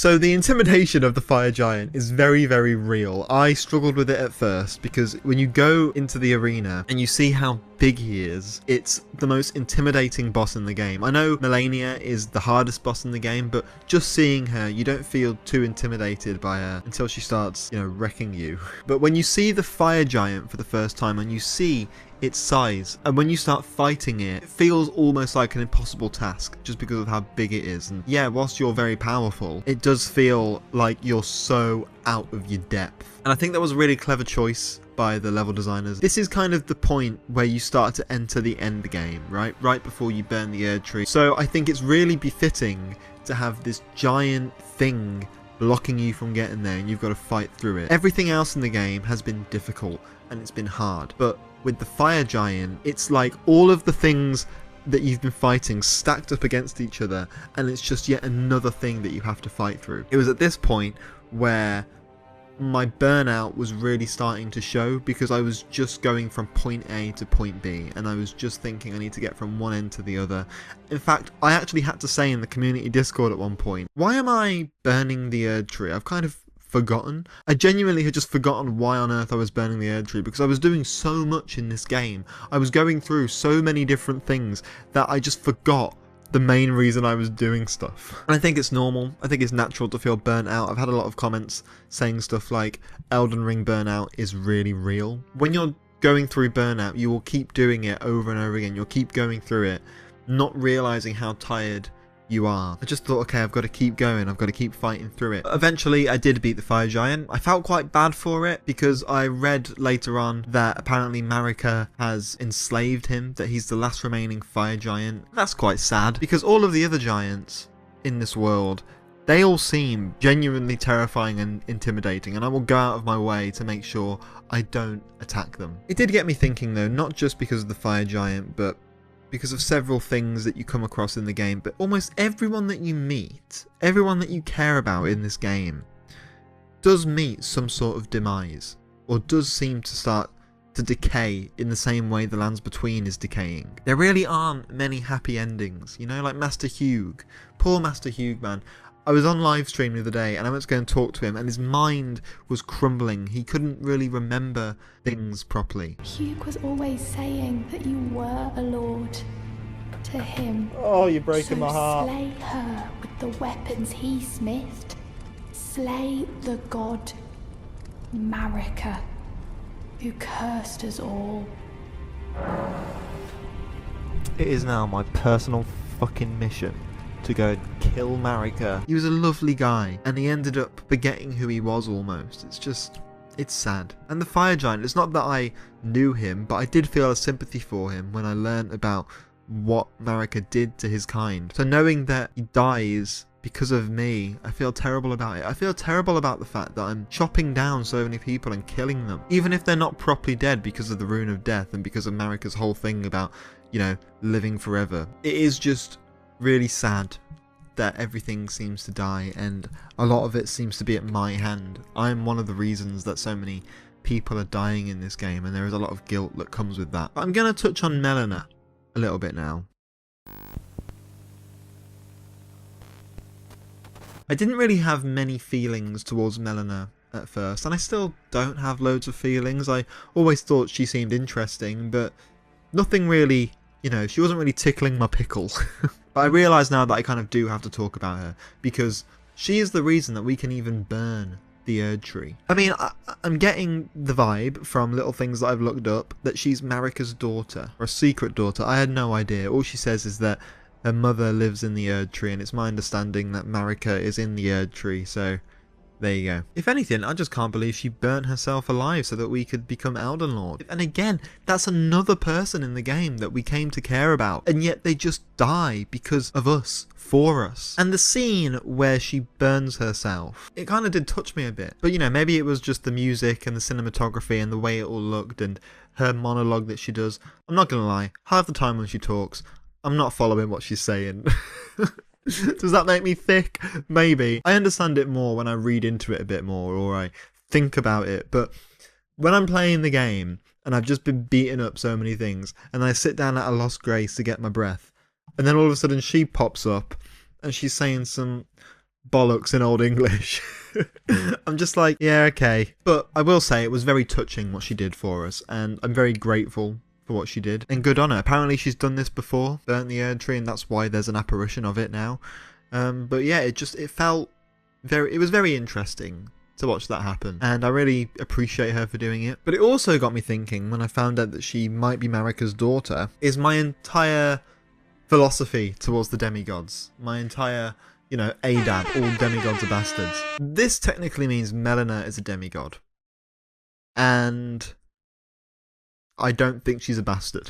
So I kind of wanted to touch on why I have this philosophy about ADAB, because really, when I'm talking about the demigods in Elden Ring, and I'm talking about there being bastards and stuff, what I'm really talking about is people with more power than me, people that have a lot more privilege than me, and people that, you know, either abuse that privilege or use it to lord over me. And I think that's how I feel about, you know, people in real life in those kind of positions. You know, when I think about billionaires or politicians or rich businessmen, I've become aware recently that that mindset that I'm in towards these people, it's not a very healthy mindset, because look at where it's got me. I'm also just quite depressed about life, and I talk about this in my videos. I'm very open about my mental health in these videos. You know, I always talk about the medication that I'm on, the therapy that I've been to. Just recently I've been thinking about it a bit more, and part of me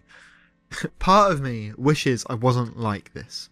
Part of me wishes I wasn't this so against authority, so against, you know, being told what to do. I don't know why I am this way. I don't know whether it's just because I'm a creative, I'm an artist, and I make things, or because of my feelings towards capitalism, because of my experiences with businesses, and I am trying to think more healthily about things and do more things in a healthy way. But, you know, at the same time, my principles seem to blockade that change of thought towards authority and stuff. But it's starting to bite me in the ass a bit. Well, it's been biting me in the ass for a while, but it's, you know, it's sinking in a lot more now. I think the minute that someone tells me what to do, the minute that I feel like someone is lording all of their privilege and power over me, I don't get jealous. It's not jealousy. It's just anger. You know, in Elden Ring, you come across all of these people who are more powerful than you until recently, and you are a Tarnished. And in real life, I'm also tarnished. I have all these thoughts and feelings that are in a way tarnished, and, you know, by society's point of view, by society's standards, I don't really fit it properly, and that's okay. I wish that my ambition, my flame of ambition, and my want to be successful at what I'm doing, I wish I could just make it happen quicker. I understand that life is a difficult, long road, and everything is the long game. Everything that you want to do, anything worth doing, is going to take a lot of time. Like this YouTube channel, it's going to take a lot of time. But when I'm really into something, you know, for the first few months, I can really like just charge through it and do well and power through and get through it. And then I start to get burnt out, and I get frustrated that it's not happening as quickly as I want it to. And the same thing has happened in Elden Ring. I was really into it. I was charging through it. I've kind of become quite overpowered in the game, to be honest. I'm getting very good at it. Like, I beat Malekith in 2 minutes. It's all happening so fast when I'm charging through it, whilst also doing these videos and editing.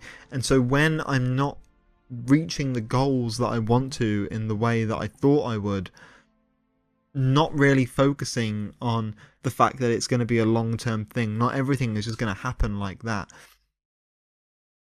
it starts to eat at me. It's about understanding that. And that's what I need to do more. That's what maybe you might need to do more if you're watching this. Nothing is going to just happen. No one's going to come and save you. Anyway, sorry, that was a very long tangent. But after Melina sacrificed herself for us, we finally end up in Farum Azula. Thank you for guiding me here.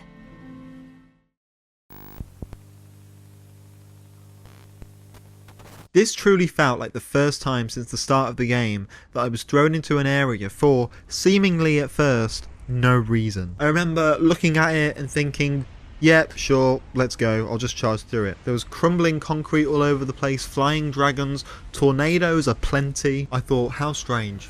Anyway, best power through. I didn't know why I was there. The game doesn't really give you any reason for going there other than you're here now, so just crack on with it, see what you find. And there is a reason for getting there in the end, but you don't realise why you're there at first until the very end. I was just blindly going wherever the game wanted me to go, and I was fighting through it. And at one point, I came across a very familiar face, a face which I once considered a friend, and it was Bernal. I was very shocked to see him. I was genuinely really surprised. And I've got to say, I was gutted that he fought me. I really thought we were bros. I thought we were best mates, you know, brothers to the end, but turns out we were not. Bernal seemingly, at first, we were vibing. And he seemed to not mind that he killed Rykard, but I looked it up a bit, and turns out he may have been doing this to go and challenge Malekith for the Rune of Death and stuff. I just wish he could have talked to me. We could have just helped each other out. We would have done this together. Maybe it's because I'm planning to be Elden Lord and he's not about that. He's literally a recusant. It's a shame that he fought me, and I did lose a little bit of respect for him, because I just thought, you're really gonna fight anyone who you come across? It was then that I realised that maybe he's a reflection of me. Just a guy fighting through it, burnt out, burning the Erd Tree, fighting through it and trying to get to wherever I go. Because really, I didn't know why I was going towards Malekith. I just kind of came across him and fought him and happened to have the Rune of Death. But I didn't have a reason for it. I wasn't thinking, and in a way, Bernal isn't really thinking about what he's doing, is he? He's just going about it and fighting for the sake of fighting for the sake of rebelling. And that's not really a healthy thing to do, and in a way, that's what I was doing. But you know, I fought him, I did it, got it over and done with, and then we come across Malekith. I had my Mimic Tear with me, I had my sword, I had my staff, I was all vibing, and then a cutscene happens. And he says, "O death, become my blade once more." And it's revealed to be this fucking thing. And I beat him on my second try in 2 minutes. Here's the clip.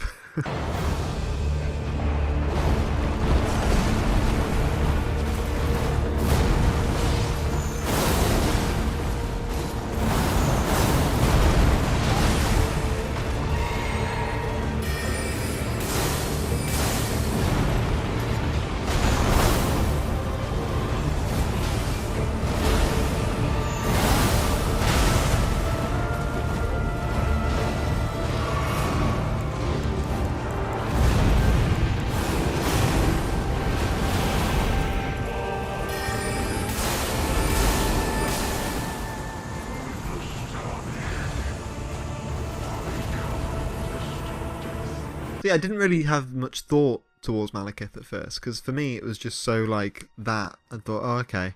And then I saw the Rune of Death, touched it, and now people can suddenly die in the Lands Between, and I think I did everyone a favour, to be honest. But I just think it's interesting the language that is used surrounding Malekith and surrounding this entire thing, and I want to touch on it briefly. This isn't me talking about the lore, this is me talking about the language used in a literary sense. I tell a lie, there will be a little bit of lore thing with fear. Because my entire thing with the game is I'm going to choose Fear's ending when I eventually get there. I believe in what Fear's doing. I believe that death should be a natural part of life and it should be respected. So I thought it was quite interesting that Malekith said, "O death, become my blade once more." He was using it as a weapon. And I think it really speaks to the fact that everyone in this game, well, the Greater Will and demigods and all that, they see death as something to be feared. So to use death as a blade is like the ultimate weapon. And I thought that was really interesting, and it got my brain thinking, because this entire time I had been approaching death in a completely different angle. I had been approaching it from Fear's angle, you know? But people really fear death in this game, and I get it. But for me, death isn't the thing to be feared, it's what comes afterwards. It's the grief that comes after death. Having just lost my dog and my cat, and I know that, you know, some people might hear that and roll their eyes because they're just pets, but they're family, they are my family, I love them to bits. It's the not hearing my dog's paws down the corridor, it's not seeing my cat push my door open and come over here, you know? You know what really sucks? When Shakespeare died, my cat, at the vets, the receptionist came in whilst his body wasn't even cold yet and was standing there with a pin and chip card so we could pay. And I'm really angry at myself that I didn't say to her, can you just invoice at us? This is really dystopian what you're doing. She was standing over my family member's dead body with a fucking pin and chip card. It really angers me whenever I think that, and I just wish I said something. But that's the thing that you need to fear. That's what you have to fear, and that's partly why I'm so angry at capitalism and this whole fucking privatisation and authority, because they have the gall to be so coldless and just stand there, you know, apathetically asking for money. Another thing that really interested me with Malekith was the use of the language in his item descriptions. He is described as Marika's half-brother. Now I know that he's not really Marika's half-brother, in the same sense as, you know, me having two sisters. I know that he's technically her shadow used to protect the rune of death and all of that, but I just want to put that aside for a second and just think about, why did FromSoft write the words half-brother? Why did they choose to write that? They didn't have to write that. They could have just said Marika's shadow, but they chose to use the words half-brother. Now in my view, I think this is done kind of to humanise Marika, and there is a big familial aspect in this game, you know, with all of Marika's children and her past husband and current husband, and there's also the Kyrian family. There's all these families about, but for some reason, hearing the word half-brother for Marika, knowing that it's not really her half-brother, for some reason, that really hit me. I think it's reading that about a character that has been so high on a pedestal throughout the game, knowing that she's got kids, but then hearing that she has siblings, hearing that she has other family that aren't just her kids. I don't know, that really spoke to me. I can't fully explain why. But doesn't it also make you, as the Tarnished in the game, feel even more isolated? You don't have any family, you don't have anyone to look back on, you just have you. You have you, and you have some friends that you've met along the way, but you don't have family.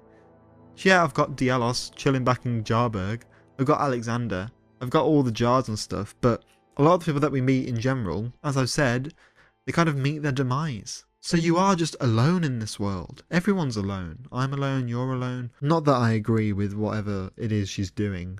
You know, ruling over everything, stopping death from ever happening. Maybe she wanted death not to happen because she doesn't want to lose people. She wants to protect her family members. But in the process of doing that, she's also oppressed people and made everyone live forever. I mean, look at poor Godwyn. He died and then was kind of forced to come back, but just in his body, not his soul. His body's alive, but he's not. I don't know, man. Elden Ring's a weird place, and Farum Azula is a weird place. I didn't know why I was there. I just kept saying, why am I here? Until it happened.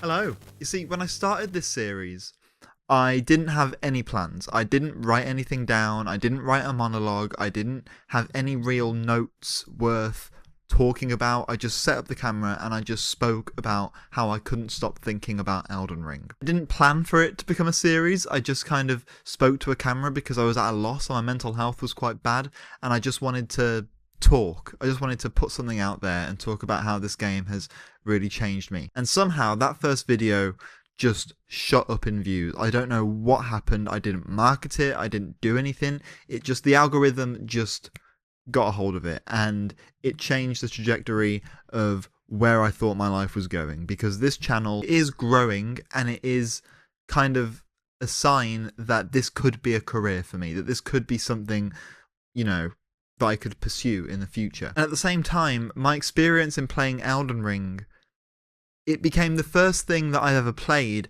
that I've documented and shared with other people. It was no longer a game for me to enjoy just by myself. And it was, obviously it is something that I've enjoyed by myself, but it's also something that I've shared with other people. So now I feel like I need to just talk. I've written a lot of notes down. I've put on my dressing gown, something that I feel very comfortable wearing, and I'm just gonna talk about my experience, about what happened, and talk about how much this game has meant to me as I've been playing it.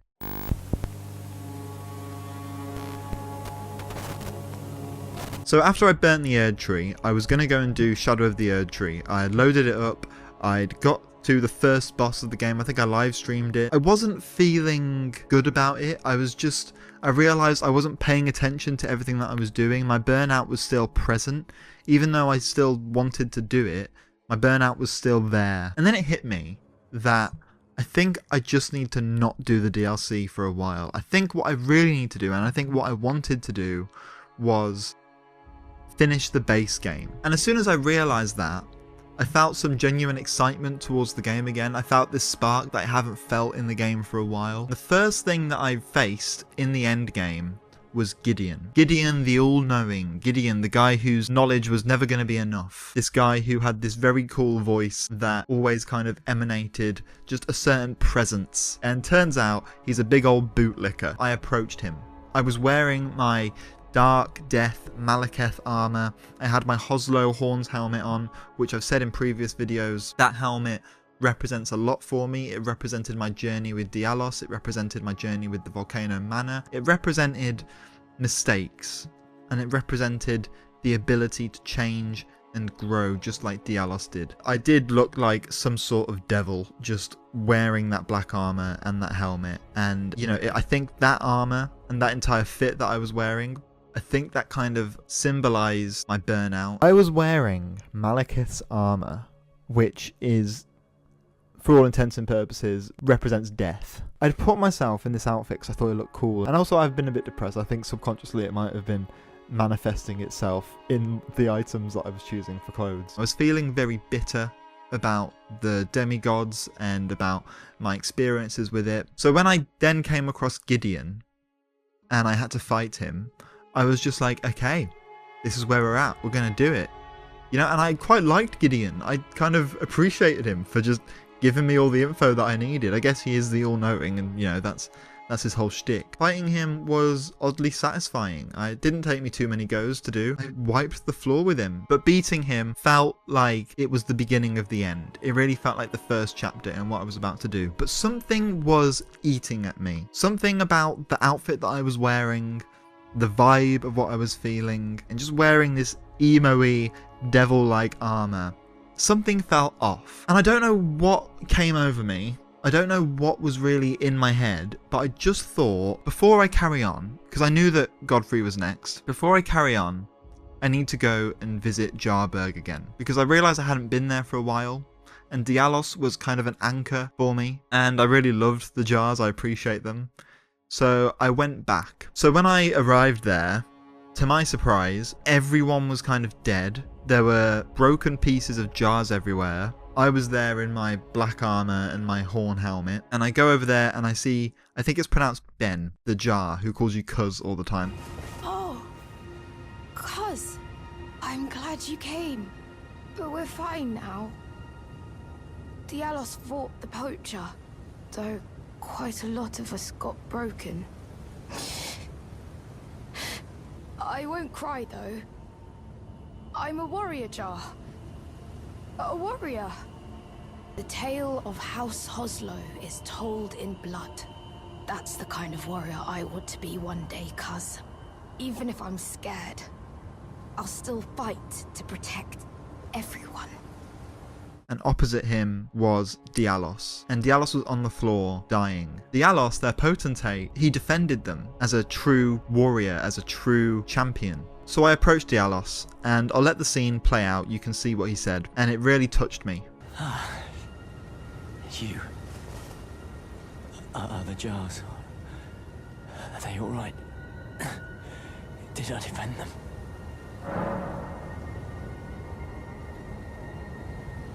Then all is well. This fool proved his worth in the end.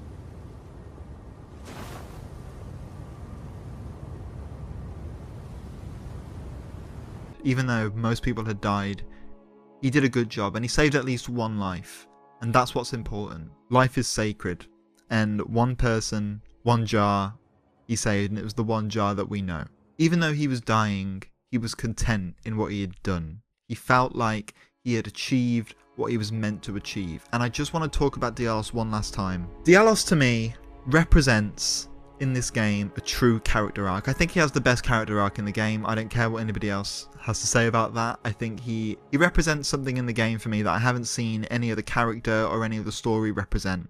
And I think he just represents change and doing the right thing, finding community. He went from a character who I didn't like at first. I couldn't stand him. I found him whiny and annoying and too try-hard. And then you find him at Volcano Manor. He has kind of been manipulated by them until eventually I killed his brother, not realizing what I was doing, and he had left. And then when I found him, he was looking after the jars, and he said that he was finally content, that he was doing something right. And in the end, he died defending people that he cared about. This whole thing about the tale of House Hoslow is written in blood and revenge and all of that, that had gone out of the window. He was defending a town, and yet in a way it did end in blood, his tale. It did end in him defending them, but he wasn't doing it out of pure, I guess, immaturity. He wasn't doing it out of spite or out of ignorance for what he was doing. He wasn't acting like the annoying child that he seemed like he was at first. He was doing something that genuinely felt right. He was defending a town that he wanted to look after, that he had found a community in. And to me, that's what House Hoslow represented. That's why I wore his brother's helmet, as a way to remember him, as a way to say sorry for what I did whilst working in Volcano Manor. It made me go, oh fuck, okay. This is what I'm doing it for. Trying to be a better person. And I reloaded it.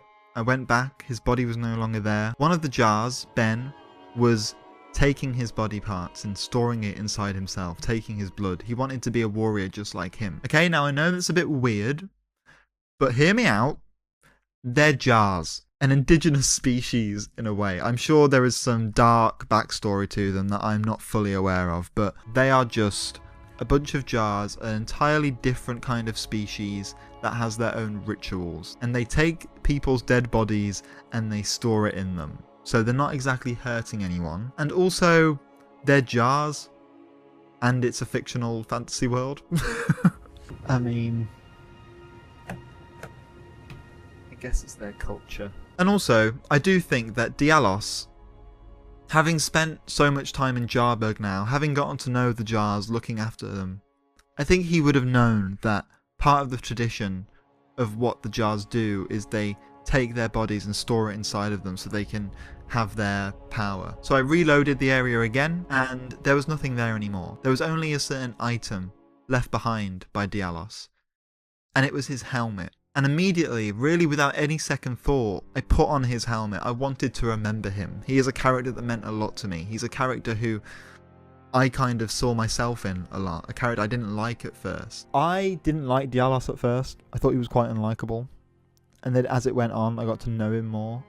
And I just saw this guy who was struggling. And I guess in a way I did see myself in that a bit. You know, don't really like myself too much all the time. Or I used to, or I'm always beating my past self up. And seeing him grow, I just thought, I have to wear your helmet. And it was at that point that I thought, the black Malekith armor, the armor that represents death, the armor that has this kind of Spider-Man 3 energy to it, this emo energy, it wasn't going to work for this now. So I went through the armor, and I just tried on some different things, and I saw the twinned armor from D, and I put it on, and it really worked. It was an armor that I didn't think I really liked at first. I didn't like it at first, but seeing that armor with the Hoslow helmet, and then I put on Blight's boots, and I can't remember what things I wore on my arm. Maybe it was the scaled armor, but I put on that armor, and I'll get onto why the D armor is significant for me in a minute, and it just felt right. This looks fucking sick. I've outdone myself. I went back to after I had killed Gideon. I went back to that area, and I prepared myself for Godfrey.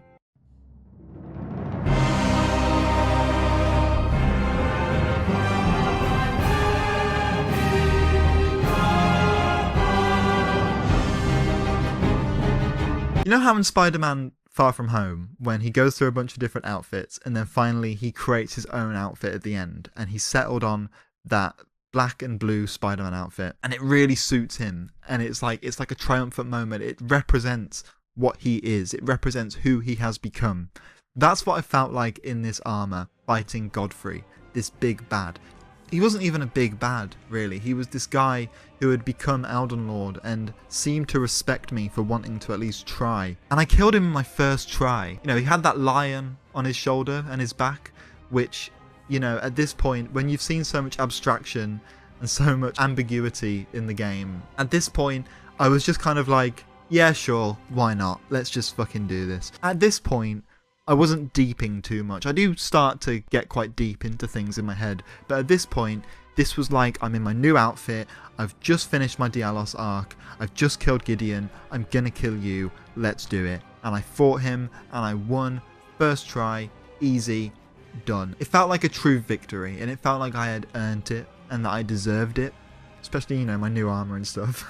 And, you know, big respect to Godfrey. Now, I know that all demigods are bastards, but thanks for the fight. Thanks for kind of respecting me and, you know, being the first barrier to what I had to do. And it was it just felt good to do it. Felt like I was going through the correct motions. And yeah, I did it. And so now there was just me, the burning Erd tree, and inside the Erd tree, something was waiting for me. Why was I wearing this twinned armor as well as the Hoslow helmet? I knew why I was wearing the Hoslow helmet, but why was I wearing the twinned armor? It wasn't just because it looked cool and it suited it. There was something about the person on the side coming out of it. There was something about the way it looked. I didn't particularly like D, the hunter. I didn't like him so much. I didn't even have much of a relationship with him. He was very hellbent on killing the undead. That's not what I'm about. I feel for the undead. I care about the undead. So I wasn't wearing it out of respect for him. And I didn't like the way his twin brother was talking about Thea after she died, you know? So I wasn't wearing it out of respect for them. I was wearing it because of what the armor represented to me. Earlier this year, I lost a friendship. And it was my fault.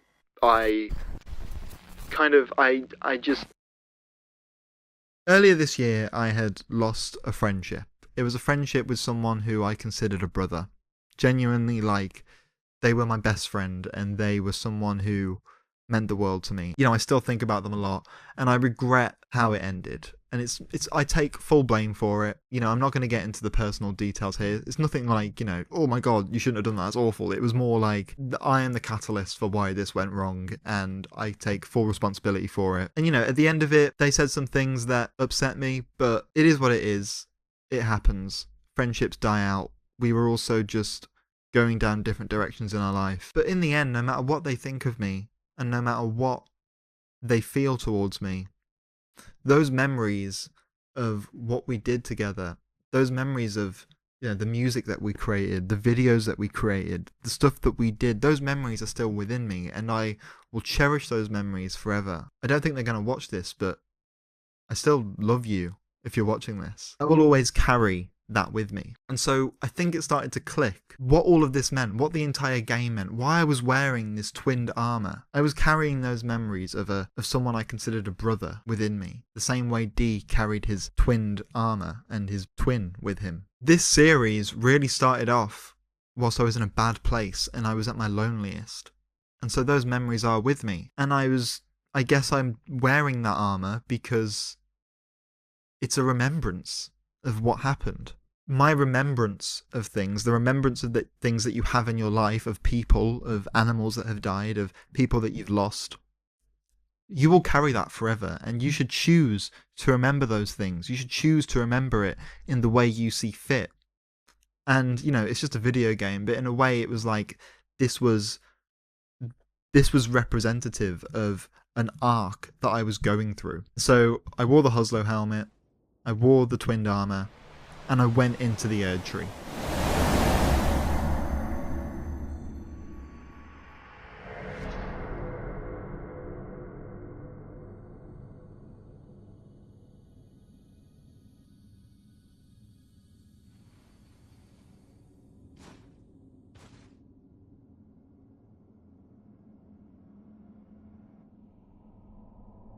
So when you go into the Erd tree, you're greeted by Marika, basically hanging from the big rune, what I assume is the Elden Ring. And then she falls.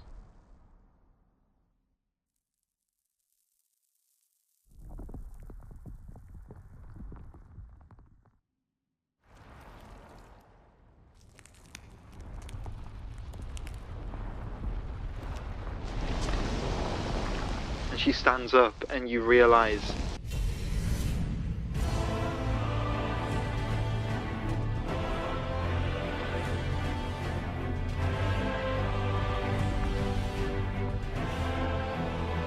it's also Radagon.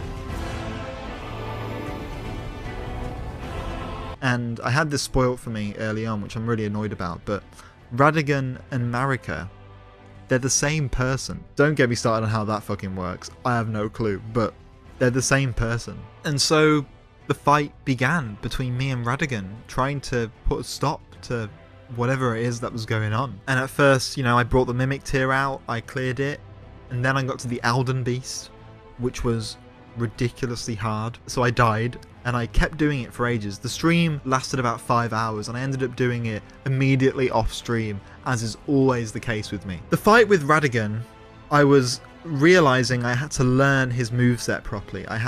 Because my problem is with the game is I'm always dodging way too much. I'm just constantly dodging and rolling. So I realized I had to time my dodges and rolls perfectly, and I had to not get greedy with the attacks that I was doing. People were telling me not to get greedy in the chat, and I was like, come on man, I'm not greedy, but I was being greedy. Now my experience with the Elden Beast is interesting because each time I had a different thought process. It came up from the ground and I just thought, okay, this represents all of my remembrance of everything that I've experienced in life and in this game. I was thinking about the friend that I had lost. I was thinking about the animals, you know, my pets that I've lost within a month. I was thinking about my own mental health, my own struggle, my own adversity that I've had to come through. I was thinking about everything and seeing it manifested as this big Elden Beast, this thing that defines the entire world of the Lands Between. Everything in the Lands Between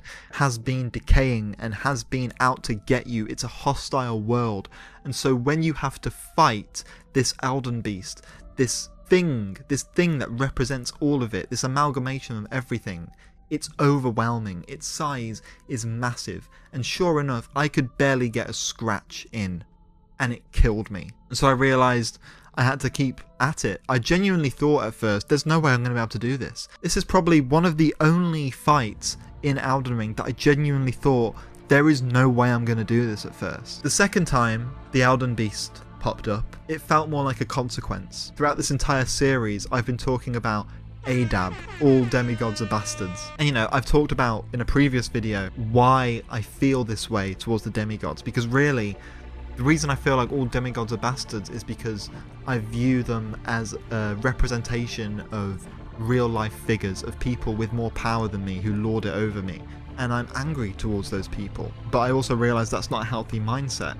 But I also realised that Radagon was kind of like the alternate demigod that I had to defeat. But I felt whilst I was doing it, like, this is a bit naughty, isn't it? This is my rebellious nature all coming out. It was a truly triumphant moment, wearing the twinned armor and the Hoslow helmet and just beating the shit out of Radagon. And then after that, the Elden Beast turned up, and it really felt like an honest consequence. It felt like the game was saying, this is how you feel about the demigods? This is how you feel about everything? You're fucking around with me? You're messing with me? Fine, okay. Here's the Elden Beast. This time, I was thinking, oh god, okay, this is it. This is what I get for fucking around. Okay, shit. Oh god, this is the genuine consequence for something that I have done, and I have to deal with this. And I realised I was scared, and I couldn't let go of that fear, and it killed me multiple times. Every time, I was quite fearful. I was thinking, there is no way I'm going to be able to beat this guy. There's no way I'm going to be able to do it. And then I went off stream, and turns out I just needed some time alone. So I beat Radagon, and then the Elden Beast turned up. I don't know what happened. I just remember thinking, okay, this is going to be it. We're going in. And I set the fear aside, and I just did it. And this was the triumphant moment. This was it.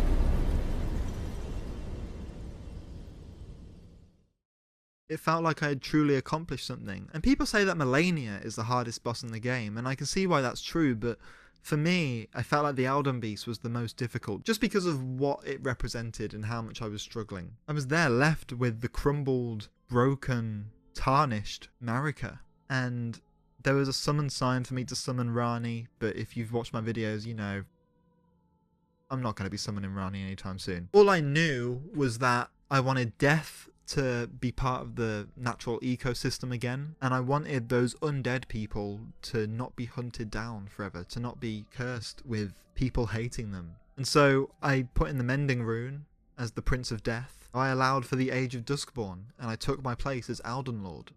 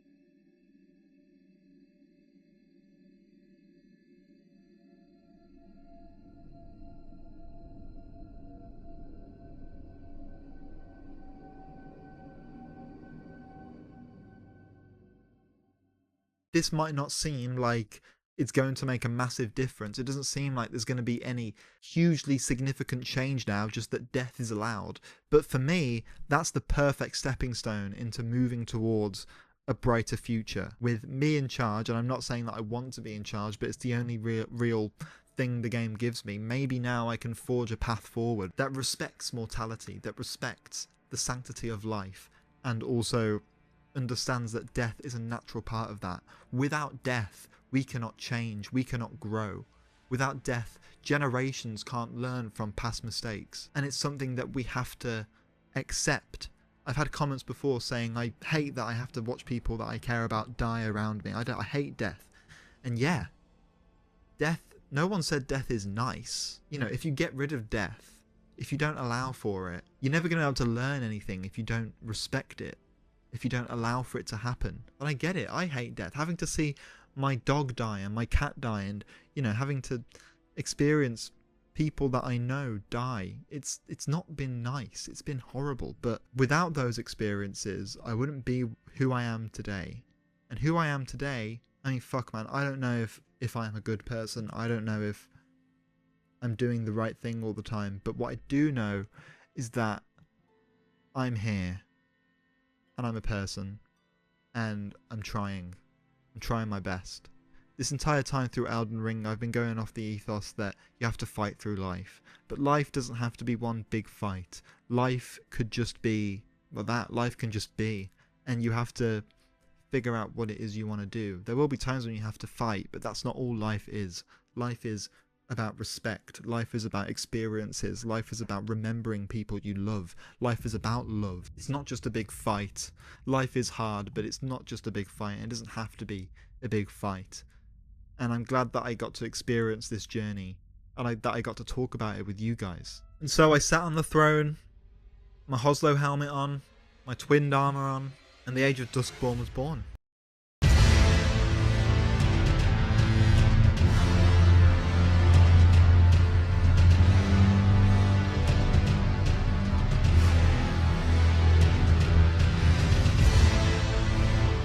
And I want to thank everyone for coming on this journey with me, for experiencing it with me. I can't quite believe that this is something that we've done. And if you ever joined the stream of me playing it every now and then, thank you again, genuinely. What a ride, what an experience. I went through the stages of burnout, I went through all the emotions you possibly could, of wanting to stop playing it, of giving up.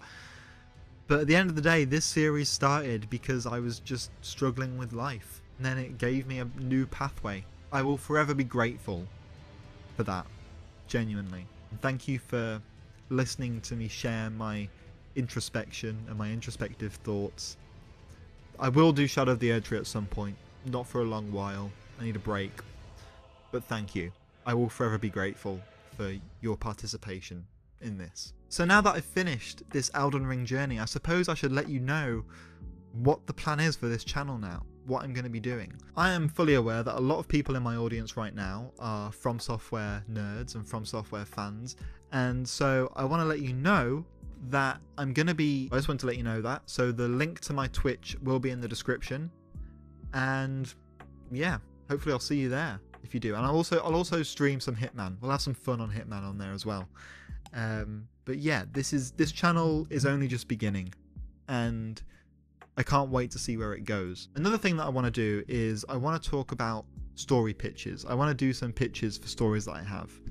And one of them is this Spider-Man story that I've been planning in my head for years. Like, honestly, it's something that it's like a passion project that I've had in my head for years. I'd love to pitch that to you. And also I want to pitch my novel, because I'm not getting very much luck with literary agents. So I thought maybe I could just pitch the novel to you that I've written. That was 2 years of my life that feels a bit wasted. Those things will be very far in the future, but that's what I want to do at some point. And also, there is no way I could have done this really without the members of the channel. We've got 12 members in total now, and I'm going to read them all out now. And I just want to say to all of you members, thank you so fucking much. I'm sorry that I can sometimes seem very monotone when I say thank you, but I think that just might be a touch of the tisms, okay? But when I say thank you, and when I say I can't believe it and how ridiculous it is that I've even got this, I mean it from the bottom of my heart. Thank you. And also thank you to everyone on the Discord as well. We've built an incredible community on the Discord, and it really means a lot that you're all there and that you're here for the journey. And I'm incredibly proud of the community that I've built. It's a very lovely community of people that are just genuinely nice, and yeah, it really means a lot to me that I've got that community. So, here are the members. Derek Arthur, Pwefu, Split Prune, Travis Baker, Mr. Toadman, Namfam, The Worst Protagonist, Jack is a Mimic, Timothy German Games, Etchmill, Mr. Ben, Professor Scum, and Wade Cohen. Thank you all so much for being members. Means the absolute world. Thank you for so much for sticking around, and I hope you stick around for more non-Elden Ring stuff. Again, as I said, I will return to Shadow of the Erdtree, just not yet. I need a break. But yeah, thank you so much. I can't believe we're doing this. I can't believe we've done this. It's the end of an era, truly. Thank you.